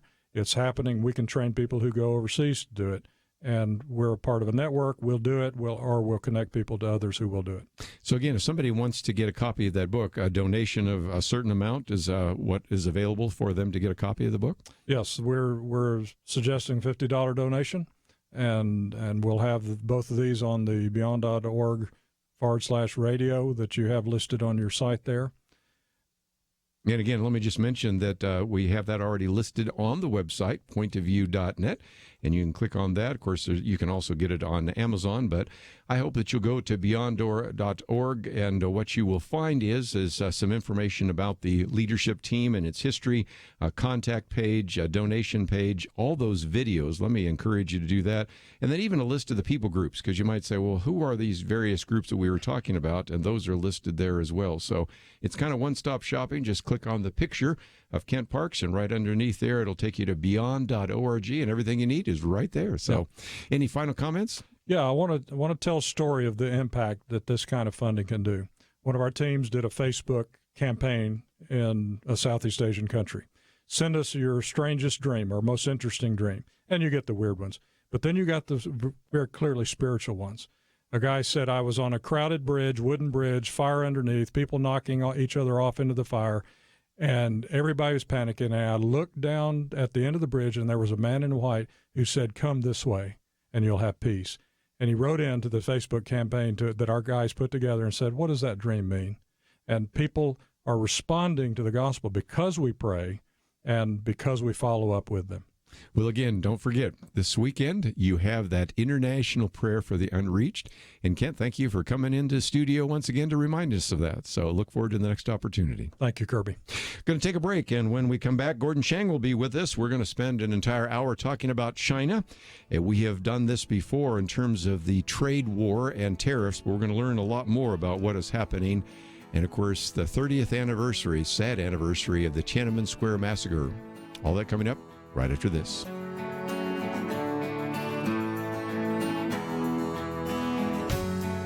Point of View Radio has been changing lives for a generation.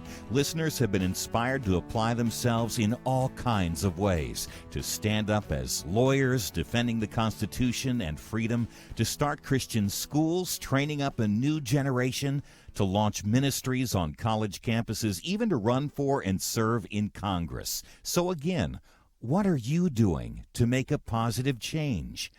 One way to start today is to join the Truth Team, Truth Team 360, and help us change lives. Our nation needs a Truth Team very badly. Support Point of View Radio today at pointofview.net. Set up your monthly gift by clicking the Truth Team 360 picture and then carefully follow the directions. pointofview.net. By phone, you can give at 1-800-347-5151, 800-347-5151. Or mail that first donation to Point of View, Box 30, Dallas, Texas 75221. Box 30, Dallas 75221. Point of View will continue after this.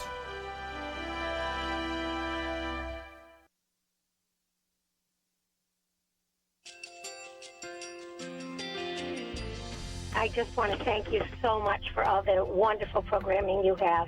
You're just absolutely fantastic. I recently started listening to Point of View, and I really found it interesting because of the different subjects you cover. Thank you for that. I really appreciate everything that you do in keeping us informed. Thank you, Kerby, for everything that you have been doing. I appreciate all the work that you're doing, advocating for the Word of God. Thank you so much. Point of view, I think, is absolutely necessary because it's a Christian perspective, a biblical worldview perspective, and receive very current, up-to-date information about what is really going on, week to week in our culture, which is changing so rapidly, and yet it's morally sliding backwards. Yeah, I just, first of all, I thank you guys. Y'all's program is wonderful, and enjoy it every day. I learn so much every time I listen to it. Point of View Radio Talk Show.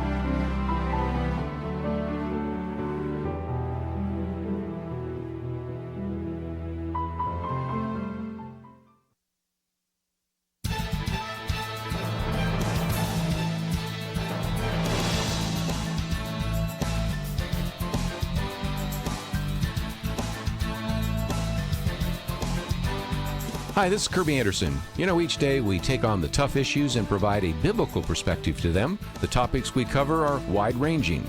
Apologetics, theology, prophecy, creation and evolution, intelligent design, marriage, family, child-rearing, the millennial generation, friends and society, politics, economics, business, religious liberty, the Constitution, public policy, foreign policy, military policy, tensions in the Middle East, abortion, homosexuality, pornography, sexual ethics, media, technology, history, and America's godly heritage. We talk about anything that affects your faith, your family, or your freedom. So don't go anywhere, because Point of View continues right now.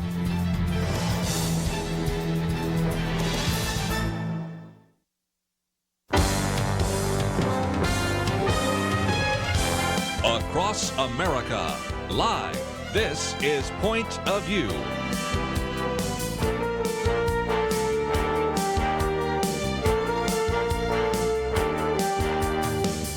And now, Kerby Anderson. Thank you for joining me. You know, if you have listened to Point of View any length of time, you know that we're very concerned about China in terms of the theft of intellectual property, the military actions. Of course, we did a program fairly recently on the tariffs and the trade war on China, and we're going to dedicate this entire hour to this very important topic.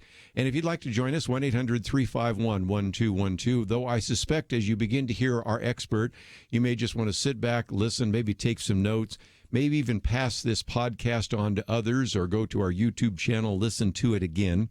We are privileged to have in studio with us Gordon Chang. He is the author of a number of books. I thought I'd mention just a few. Losing South Korea, Nuclear Showdown, North Korea Takes on the World, and the Coming Collapse of China.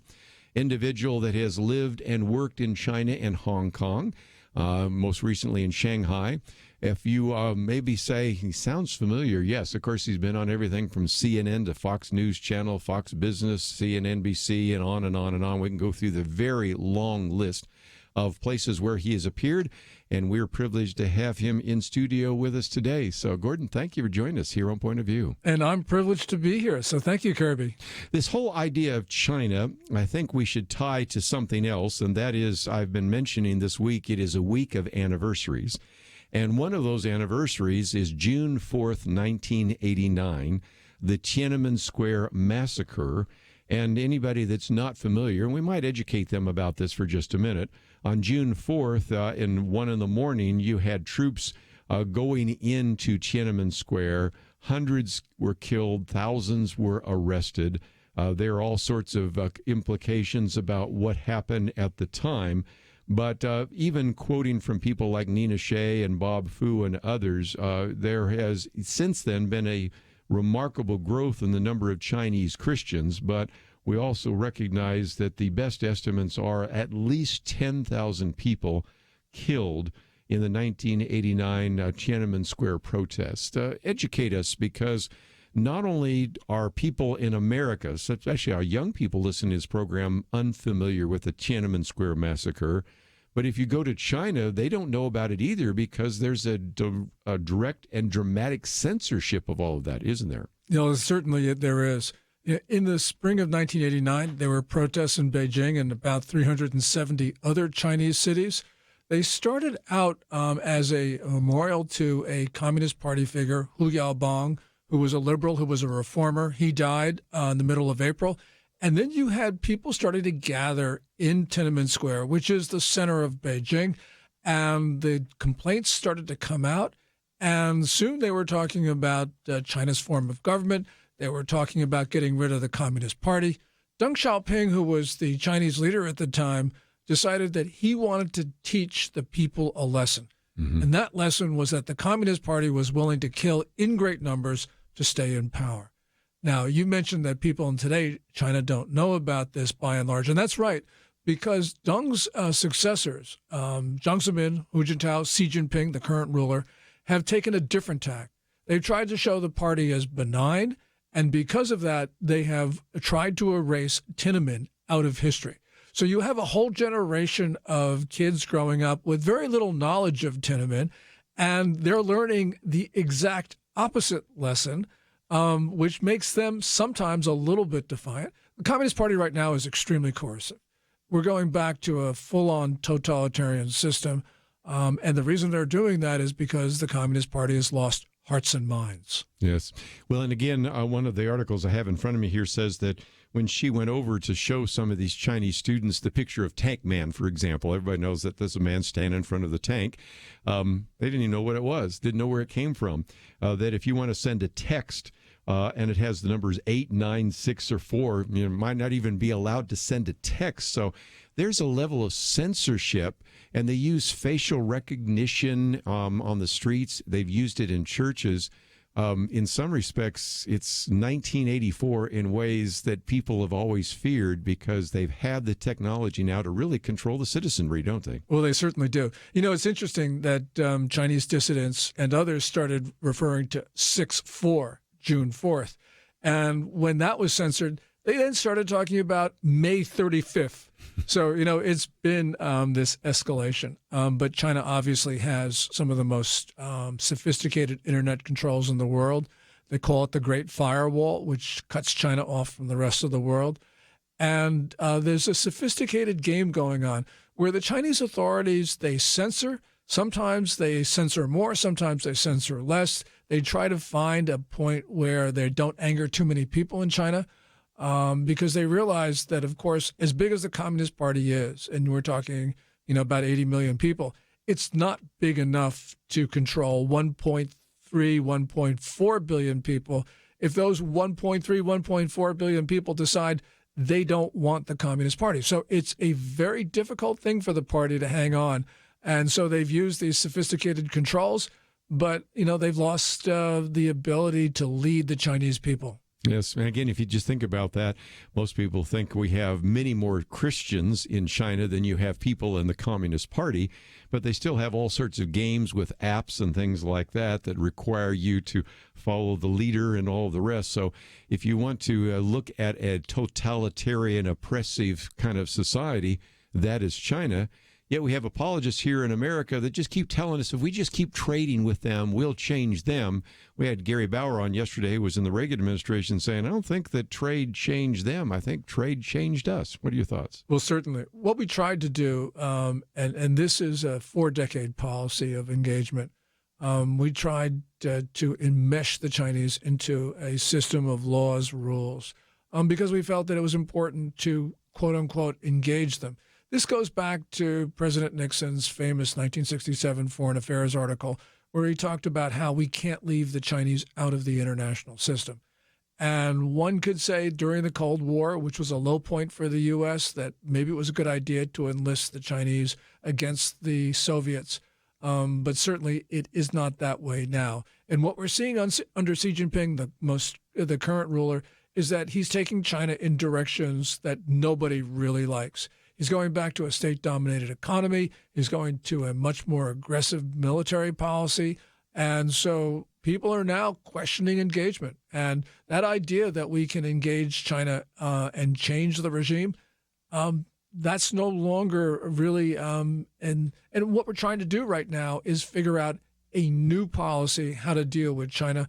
You know, engagement, Kerby, probably changed the Chinese people in ways which are really good. But engagement has only made the Communist Party stronger, and that has given them more ability to repress those 1.3 billion people. That's amazing. Let's take a break. When we come back, we're going to talk about the theft of intellectual property.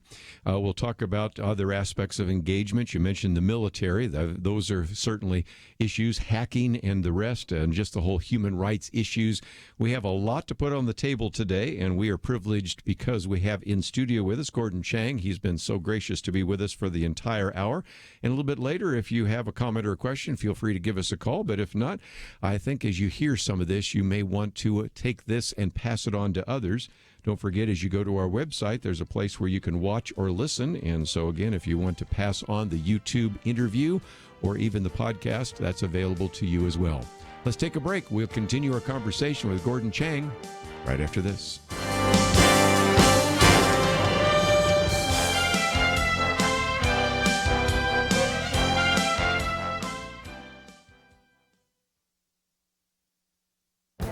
This is Viewpoints with Kerby Anderson. You know, sadly, it has become trendy in some circles to say that the world would be a better place without religion in general and Christianity in particular.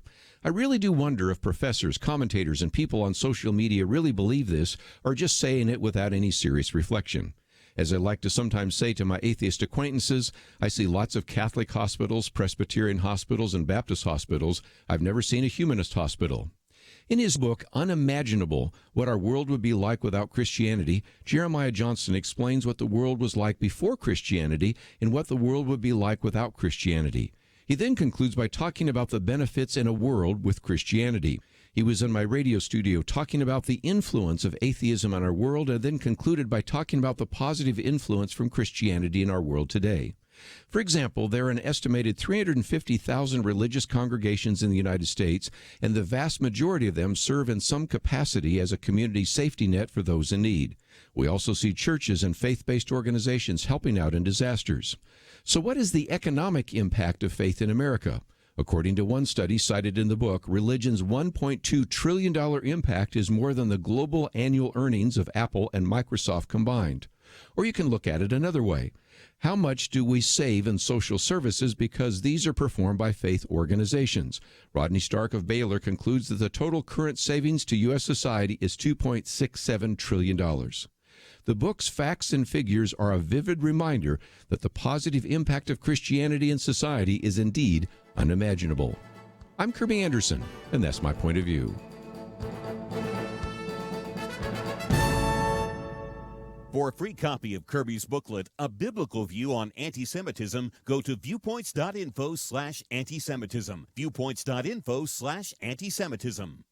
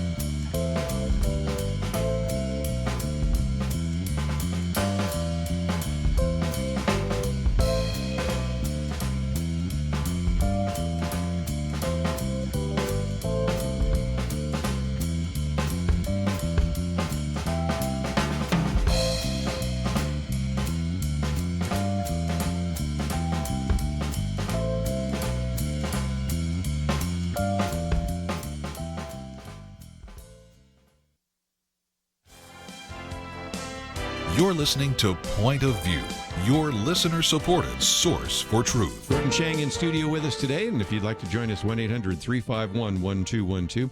One of the issues that we have been paying attention to, and I alluded to that just a minute ago, is the remarkable growth even in the house churches, primarily the Protestant churches, and you've noticed that as well in China, given the fact that there are now probably more Christians than there are members of the Communist Party. And, of course, there are a lot more Chinese than there are people in the Communist Party. But that's one of the reasons why I suspect Xi and some of the others are fearful, as they're recognizing that there used to be a lot of fervor during Mao's Cultural Revolution. But I don't see that today in the Communist Party in China. What do you see? Well, you're absolutely right, Kerby. You know, if you go back to 1921 or so, the founding of the Communist Party, there was a lot of fervor, of course, in a young organization. What you see in the party today? No, it's corrupt, it's awful, it's bureaucratic. But you do see the fervor among the House Protestants, and these are across China.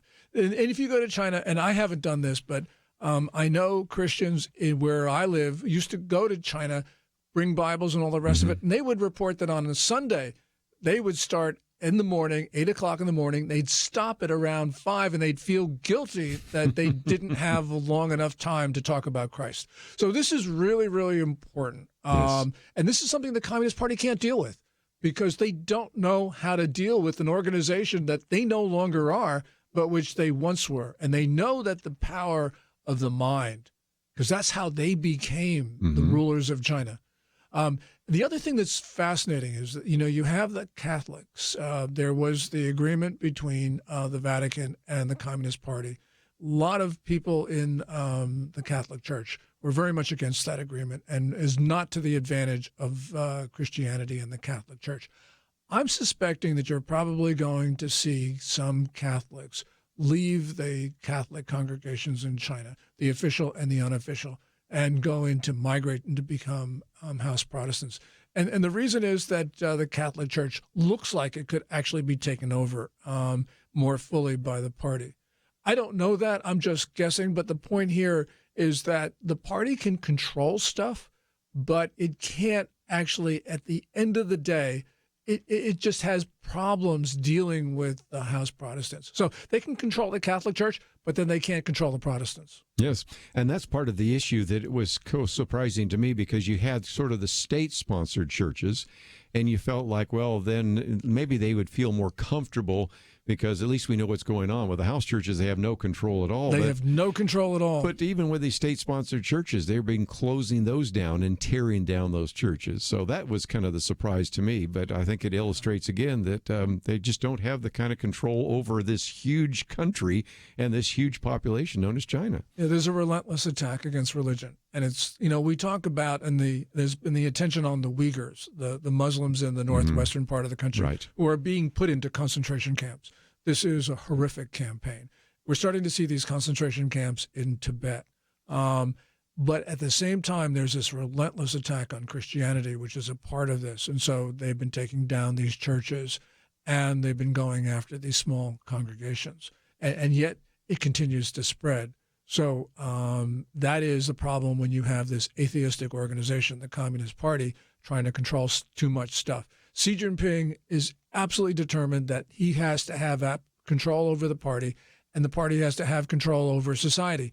And that means he's supposed to be like a one-man state, but that's not working. Well, and again, what you're seeing is even they have these little apps on the smartphones and things like that to study Xi, strong China, and all this thing. There's just almost like becoming a cult worship of the leader, and that's not going to work very well. But again, that's what is taking place in the religious sector. We can talk about a couple of others. I mentioned just a few minutes ago the theft of intellectual property, and you also talked about this, if you will, firewall.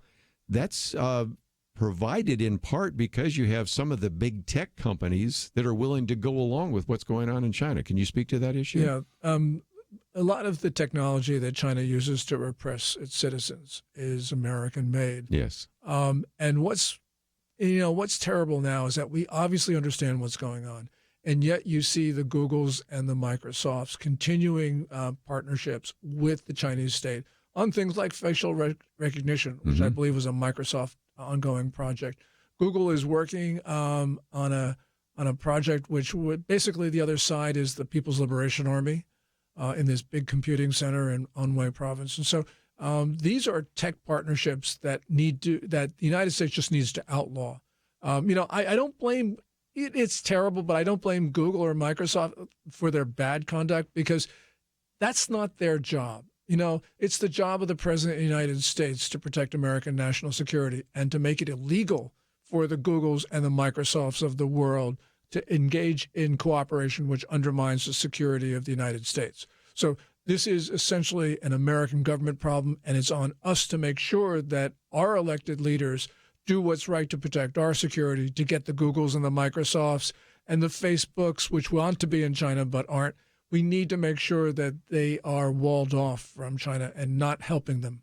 And again, to go back to Bill Clinton and some of the connections with China, and then, of course, George W. Bush and Barack Obama. Well, we have a different president in charge now, and one of the things he has felt that he needs to do is to engage in a trade war with China on tariffs. And I know you have some strong feelings about that as well. Yeah, a lot of people blame President Trump for this, but you got to remember that the tariffs that he's imposed, the ones we talk about, are under Section 301 of the Trade Act of 1974. This is a remedy for the theft of U.S. intellectual property. And we cannot allow the Chinese to steal somewhere between, pick your number, $150 billion to $600 billion a year. We've got to stop that. And tariffs are a measure to do that. Now, if people don't like tariffs, and nobody really likes tariffs, but if you don't like tariffs, then you got to figure out, how are we going to get the Chinese out of stealing our stuff? And maybe we have to go to a full ban on importation of Chinese goods, especially ones that have been benefited from the theft of U.S. IP, or ones which are sold by companies that have stolen U.S. IP. But whatever we need to do, we have to stop them from doing this, because we've got an innovation-based economy. If we cannot commercialize our innovation, we don't have an economy of the future, which means we don't have a society of the future. Yes. And again, one of the things we talked about even with Gary Bauer recently is that you really have apologists on both sides. You know, some people say, well, then why don't we do that? Because you have people on both sides of the aisle that simply say, no, we don't need to treat China this way. We'll just turn a blind eye to this intellectual theft. Well, we've had, if you look at, for instance, the administrations, and this is a terrible thing to say in Dallas, but you have the administrations of George W. Bush and Barack Obama, both either turned a blind eye, or when they took action, it was deliberately intended to be ineffective. What you have in President Trump is saying he's changing the nature of this. He gave Xi Jinping, the Chinese ruler, an opportunity to reciprocate. And we saw that when Xi Jinping went to Mar-a-Lago, April of 2017, President Trump gave him the opportunity to cooperate with the United States. A year later, when basically in your March timeframe in 2018, President Trump lost his patience, imposed these tariffs, and that is a good thing, because right now we have this annual loss of IP. Also, the other thing, Kerby, China under Xi Jinping has gone after the foreign companies. Its trade behavior has markedly deteriorated, and we've got to do something about that as well. And so there is this challenge, because China is attacking the American economy, and this challenge cannot be left unanswered. We're going to take a break, and when we come back, we'll talk a little bit more. And Gordon, it's kind of interesting that oftentimes when a Chinese delegation comes here, they don't go to Washington, D.C. first. They go to New York, and they meet with Wall Street, which says a lot, because then there's all that pressure from Wall Street saying, no, we don't want to ruffle any feathers and all those kinds of things. So when we come back, we want to get into a couple of other issues, because there are so many. One of those is cyber terrorism and cyber warfare and some of those kinds of issues, and just the military advances of China in the whole Pacific region. And those are issues that we want to put on the table as well. And if you find yourself saying, boy, I want to read a little bit more about this, well, the good news is we have some very important links that you can find on the website, GordonChang.com. And we have his website there. You don't even have to know how to spell it, although it's easy to spell. And that is there, and it has his books, his speeches, his commentary, his articles, and a way in which you could contact him in case you'd like to have him come and speak or address some of those issues. So we have that on our website, pointofview.net. If you'd like to join us, of course, you can, 1-800-351-1212. But we have a lot more to cover. Just the military designs, which we have not even addressed really so far, is another issue on the table. And we will do that when we come back from the break, and encourage you to take the time to maybe look at some of the material at his website. And more importantly, also, if you would like, to maybe pass this podcast on this to other individuals that might want to hear from that as well. So all of that available, 1-800-351-1212. Gordon Chang with us. We'll continue our conversation with him right after this.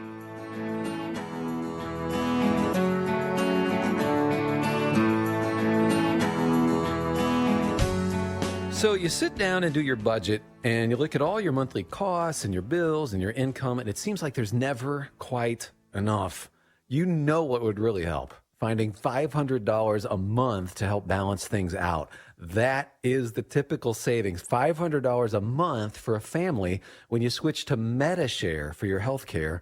And when it comes to healthcare sharing ministries, MediShare is really the gold standard. It's been around for 25 years and has more than 400,000 members. It's been around so long and grown so much because it works.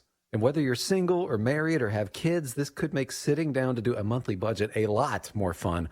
$500 a month can more than cover a car payment or pay back loans, whatever. So join MediShare and go out to dinner to celebrate. Here's the number to call. They are incredibly kind and helpful to talk to. 855-90-BIBLE. That's 855-90-BIBLE. 855-90-BIBLE. Tired of fake news? Support truth. Join Point of View's Truth Team and bring healing to America. Go to pointofview.net/team. Pointofview.net/team. Or 800-347-5151.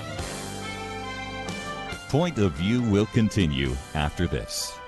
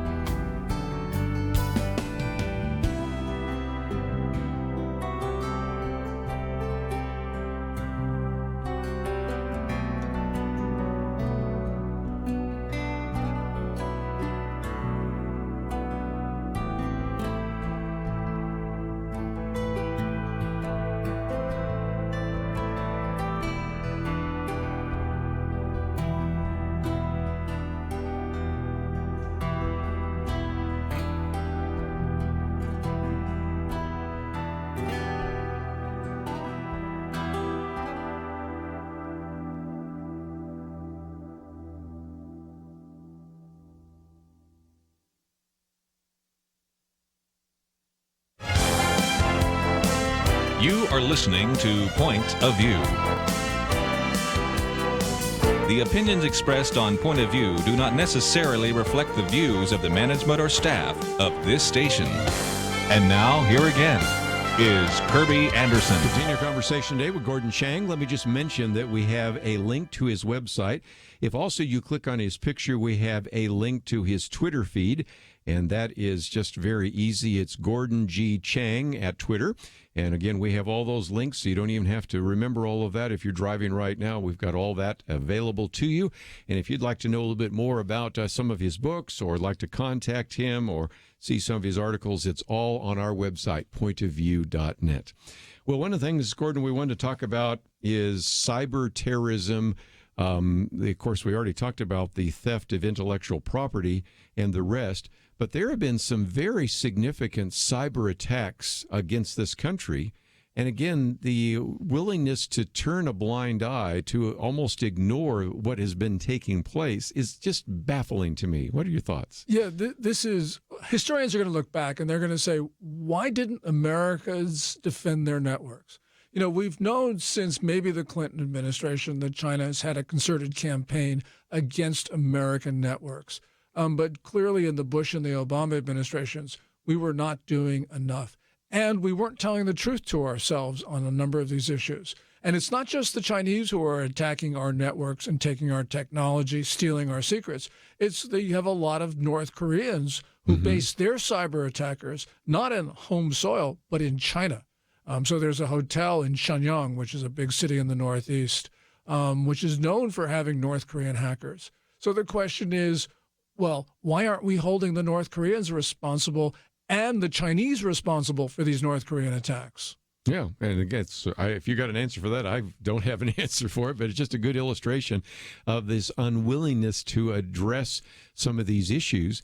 And given the fact that there seems to be a greater technological ability, not only to hack, but even to maybe knock out one of our satellites, that is something that sounds like science fiction or a James Bond movie, but that's within the realm of possibility in the future, is it not? Well, it's certainly possible because the Chinese do have a weapon which we believe is deployed to be able to knock down American satellites. The question is, do we? Now, during the Obama years, when they wanted to make sure that space was not militarized, they ignored what the Chinese were doing, and they didn't allow our military to proceed as fast as possible in terms of defending our low Earth satellites, which are vulnerable. And remember, if there is a big conflict, it's going to possibly be won or lost in the first half hour as we figure out how to take down their satellites and for their taking down ours.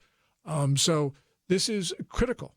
I mean, it's not only, of course, war, but it's also just our own communication networks, and there's so many things that we run on satellites. So you get in your car and you have navigation. That's satellite navigation. Right. That could be gone, along with so many other things. And we have not done nearly enough to recognize the threat from China and also at the same time to defend our networks. Yeah.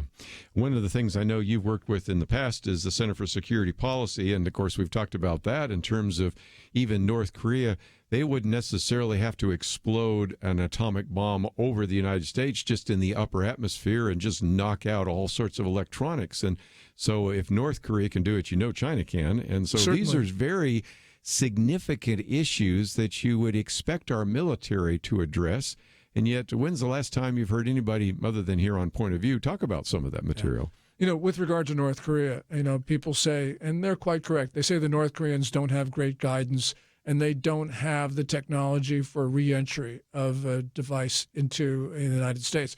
But if you have an electromagnetic pulse weapon, you know, you explode that, 400 miles or so above the surface of the United States. And that really means you don't need great guidance and you don't need a reentry vehicle. Now, the North Koreans, I think, have made much more progress than most people think, but nonetheless, one single weapon can take out a lot of the American electrical infrastructure and grid. So we've got to make sure that we defend ourselves and make sure the North Koreans don't do this. And just one more thing, Kirby.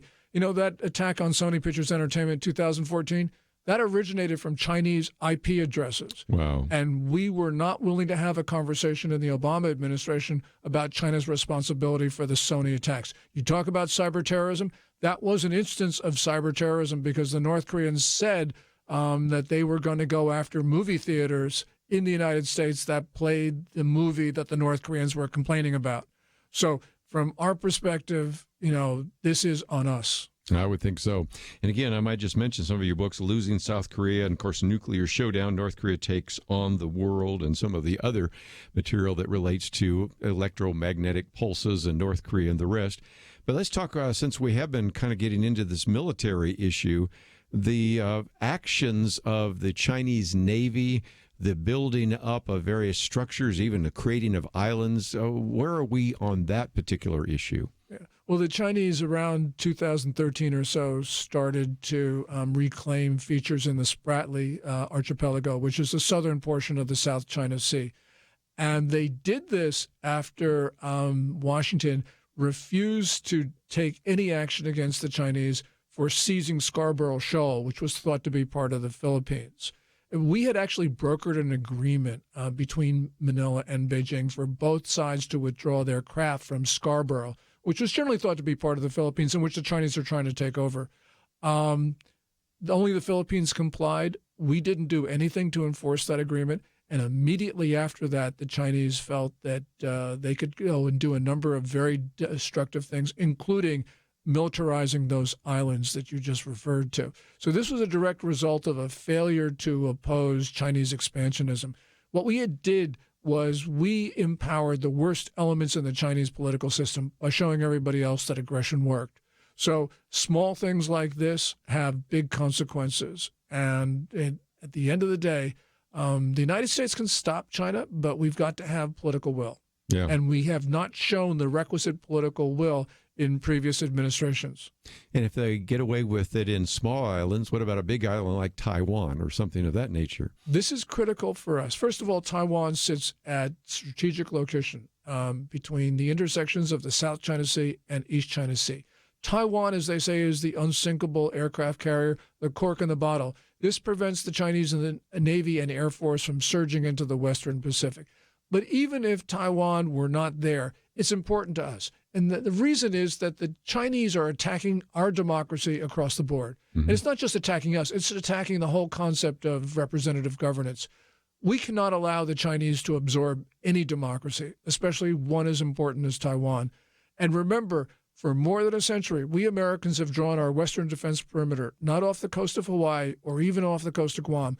We have drawn it off the coast of East Asia, and Taiwan is a critical part of that Western defense perimeter. So we need to defend Taiwan because defending Taiwan is defending America.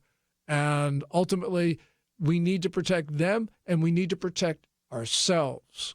You know, and it seems to me that we have a political campaign unfolding before our very eyes. Now, most of these individuals running against the president aren't necessarily talking about China, aren't talking about the South China Sea. They're not talking about Taiwan. They're not talking about a lot of things, but paying attention to the impact of this next election on some of this is going to be very key, isn't it? Well, certainly it is. And especially, the comments from Vice President Biden that China was, quote unquote, no competition to the United States.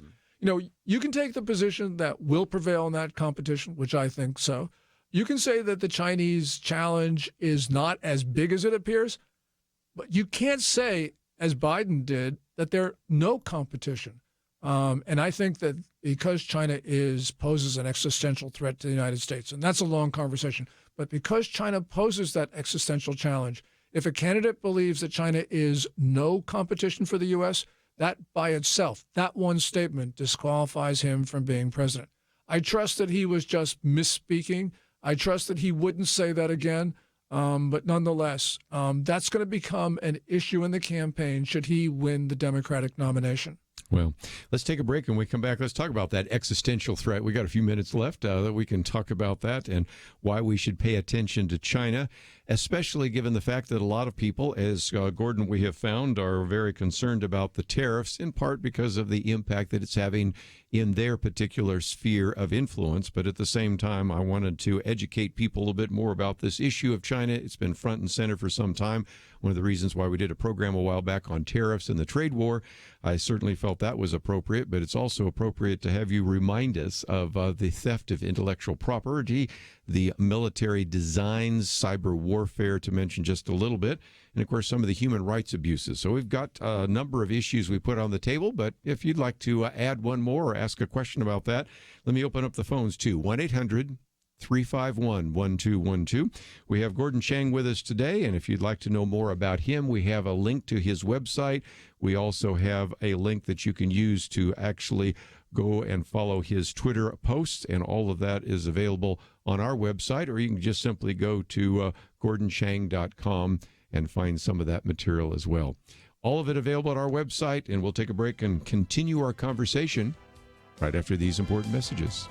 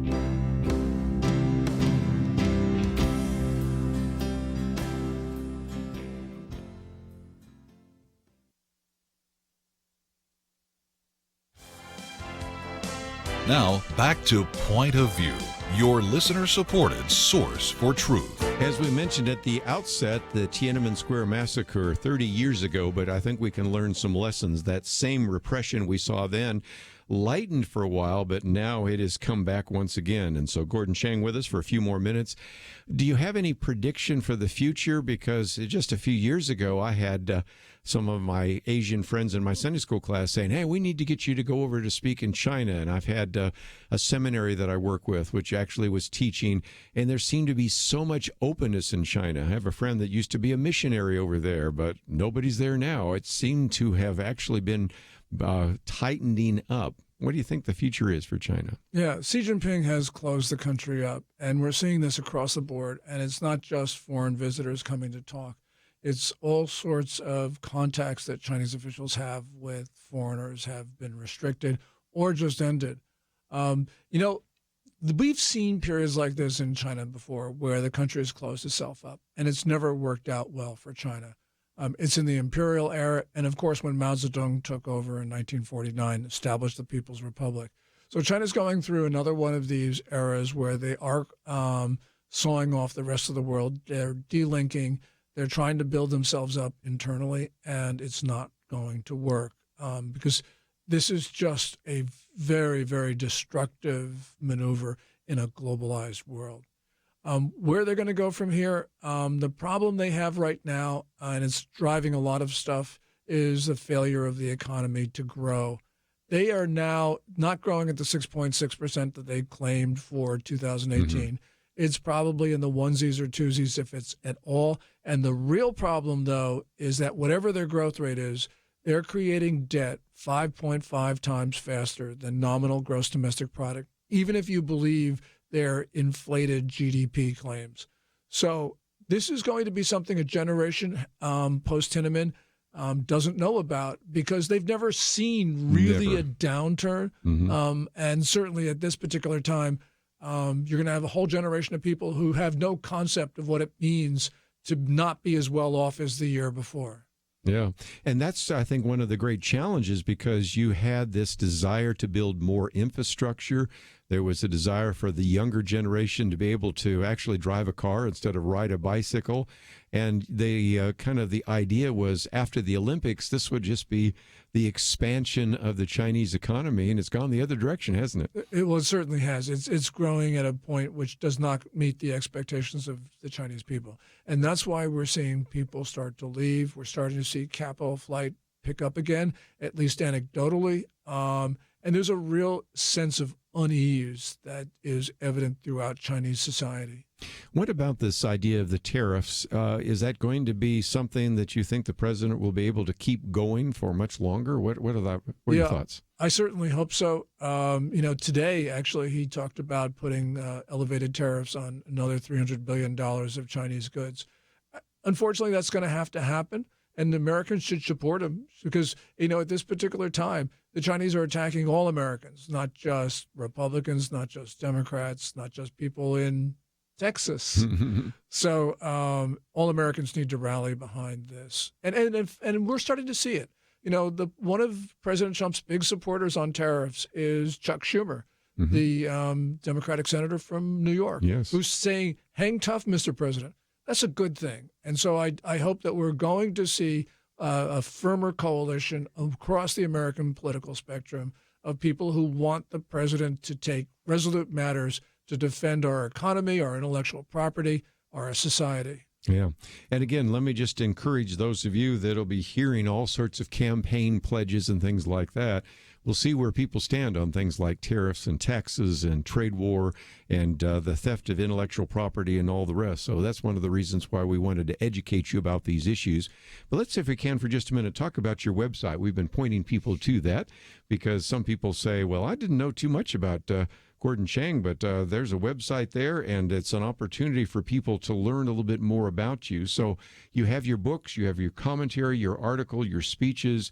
There's a way people can contact you. So what are some resources that might be available to people that are interested in this politically, maybe people worried about what is happening in China, even the whole idea of mission outreach. Some people said, I was planning on going to China. Now I'm not sure I want to go there. What about this? Yeah, I think that China right now is a dangerous place. Xi Jinping has, as I mentioned, been trying to close off China.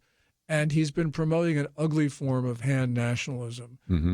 And he's targeting Americans, just like he targeted the Canadians. The United States asked Canada to detain Meng Wanzhou, who was the chief financial officer of Huawei Technologies, the Chinese telecom company, because the allegations are that she engaged in bank fraud in connection with our Iran sanctions. So what China has done is detained 2 senior Canadians who were in China. They're called the 2 Michaels. And they did this just because they wanted to exert pressure against Ottawa. Well, they're going to do the same thing to Americans, Kerby. And so Americans have got to understand that when they go there, they've got a target on their back. And that I'm not saying that they're going to detain any specific people, of course, but we've got to understand that this is the way the Chinese government is now operating, targeting Canada. They're going to target Americans. And so people have to be extremely careful if they have to go there. And for Americans who work there, they probably should send their dependents out at this time if they don't leave themselves. When you talk about targeting outsiders, what about insiders? You mentioned those Muslim concentration camps. It's amazing to me we have members of Congress that are Muslims that have yet, as far as I can tell, ever speak out about that kind of human rights abuse. And then, of course, just the plight of all these Christians that used to be in these either state-sponsored churches or home churches that are being persecuted as well. Yeah, we have not seen the detention of mass numbers of people for their racial and ethnic group since the end of the 1930s. This is Third Reich stuff. Yes. We know that China's building crematoria to get rid of the corpses. They're not gassing people in these camps, but they're also dying in not inconsiderable numbers. This is a crime against humanity. It's horrific. It's the worst thing we're seeing in the world today. The United States needs to go after those who are responsible. And those who are responsible are not just the people in the camps. They are at the top of the Chinese political system, starting with Xi Jinping. Incredible. Well, we've had Gordon Chang here because we wanted to tell the truth. And Point of View is one of those programs where we say, there's no issue off the table. And we've really covered a lot of issues in the last hour, haven't we? We have. And thank you so much for giving me this opportunity. Well, thank you for coming and joining with us. Again, we have a link to GordonChang.com. His books, commentaries, articles, speeches are all available there as well. If you click on next to his picture, it also has a link to Gordon G. Chang on Twitter, and you can follow him on Twitter, and I plan to do so, and also plan to get some of those resources. I mentioned some of the resources that are available, the coming collapse of China, as well as, of course, we talked about North Korea losing South Korea, nuclear showdown, North Korea takes on the world, just a couple of different books related to North and South Korea as well as China. And so, Gordon, thank you so very much for joining us here on Point of View. Thank you so much, Kerby. If you find yourself saying, that went too quickly, I'd like to listen to it again, or I'd like to pass it on to some people that need to hear that, number one, you can go to our website. There's a button there that says watch or listen. First of all, you can watch the program again, and of course, very shortly it will be up on YouTube, so you can then feel the free to share that with others. The listen button will allow you to send that podcast to other individuals, and so I hope that you'll take the time to do so. If you find yourself saying, I learned all sorts of things today I've never heard before, maybe I need to support this organization, I would hope that you would do so as we get to the end of our fiscal year. We certainly do need your financial support. So if you want to click on that button that says donate, or even that button that says join the Truth Team, we would encourage you to do so and value your financial investment in this ministry. I want to thank Andrew and Steve for the help behind the scenes. I hope you'll join us tomorrow on our weekend edition right here on Point of View.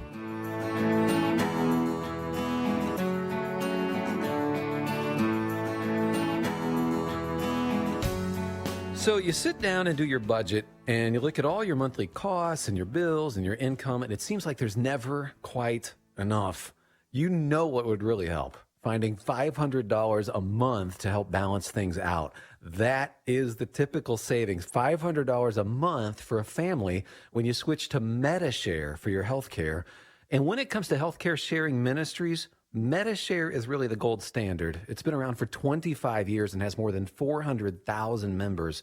It's been around so long and grown so much because it works. And whether you're single or married or have kids, this could make sitting down to do a monthly budget a lot more fun. $500 a month can more than cover a car payment or pay back loans, whatever. So join MediShare and go out to dinner to celebrate. Here's the number to call. They are incredibly kind and helpful to talk to. 855-90-BIBLE. That's 855-90-BIBLE. 855-90-BIBLE. Tired of fake news? Support truth. Join Point of View's Truth Team and bring healing to America. Go to pointofview.net/team, pointofview.net/team, or 800-347-5151. Point of View is produced by Point of View Ministries.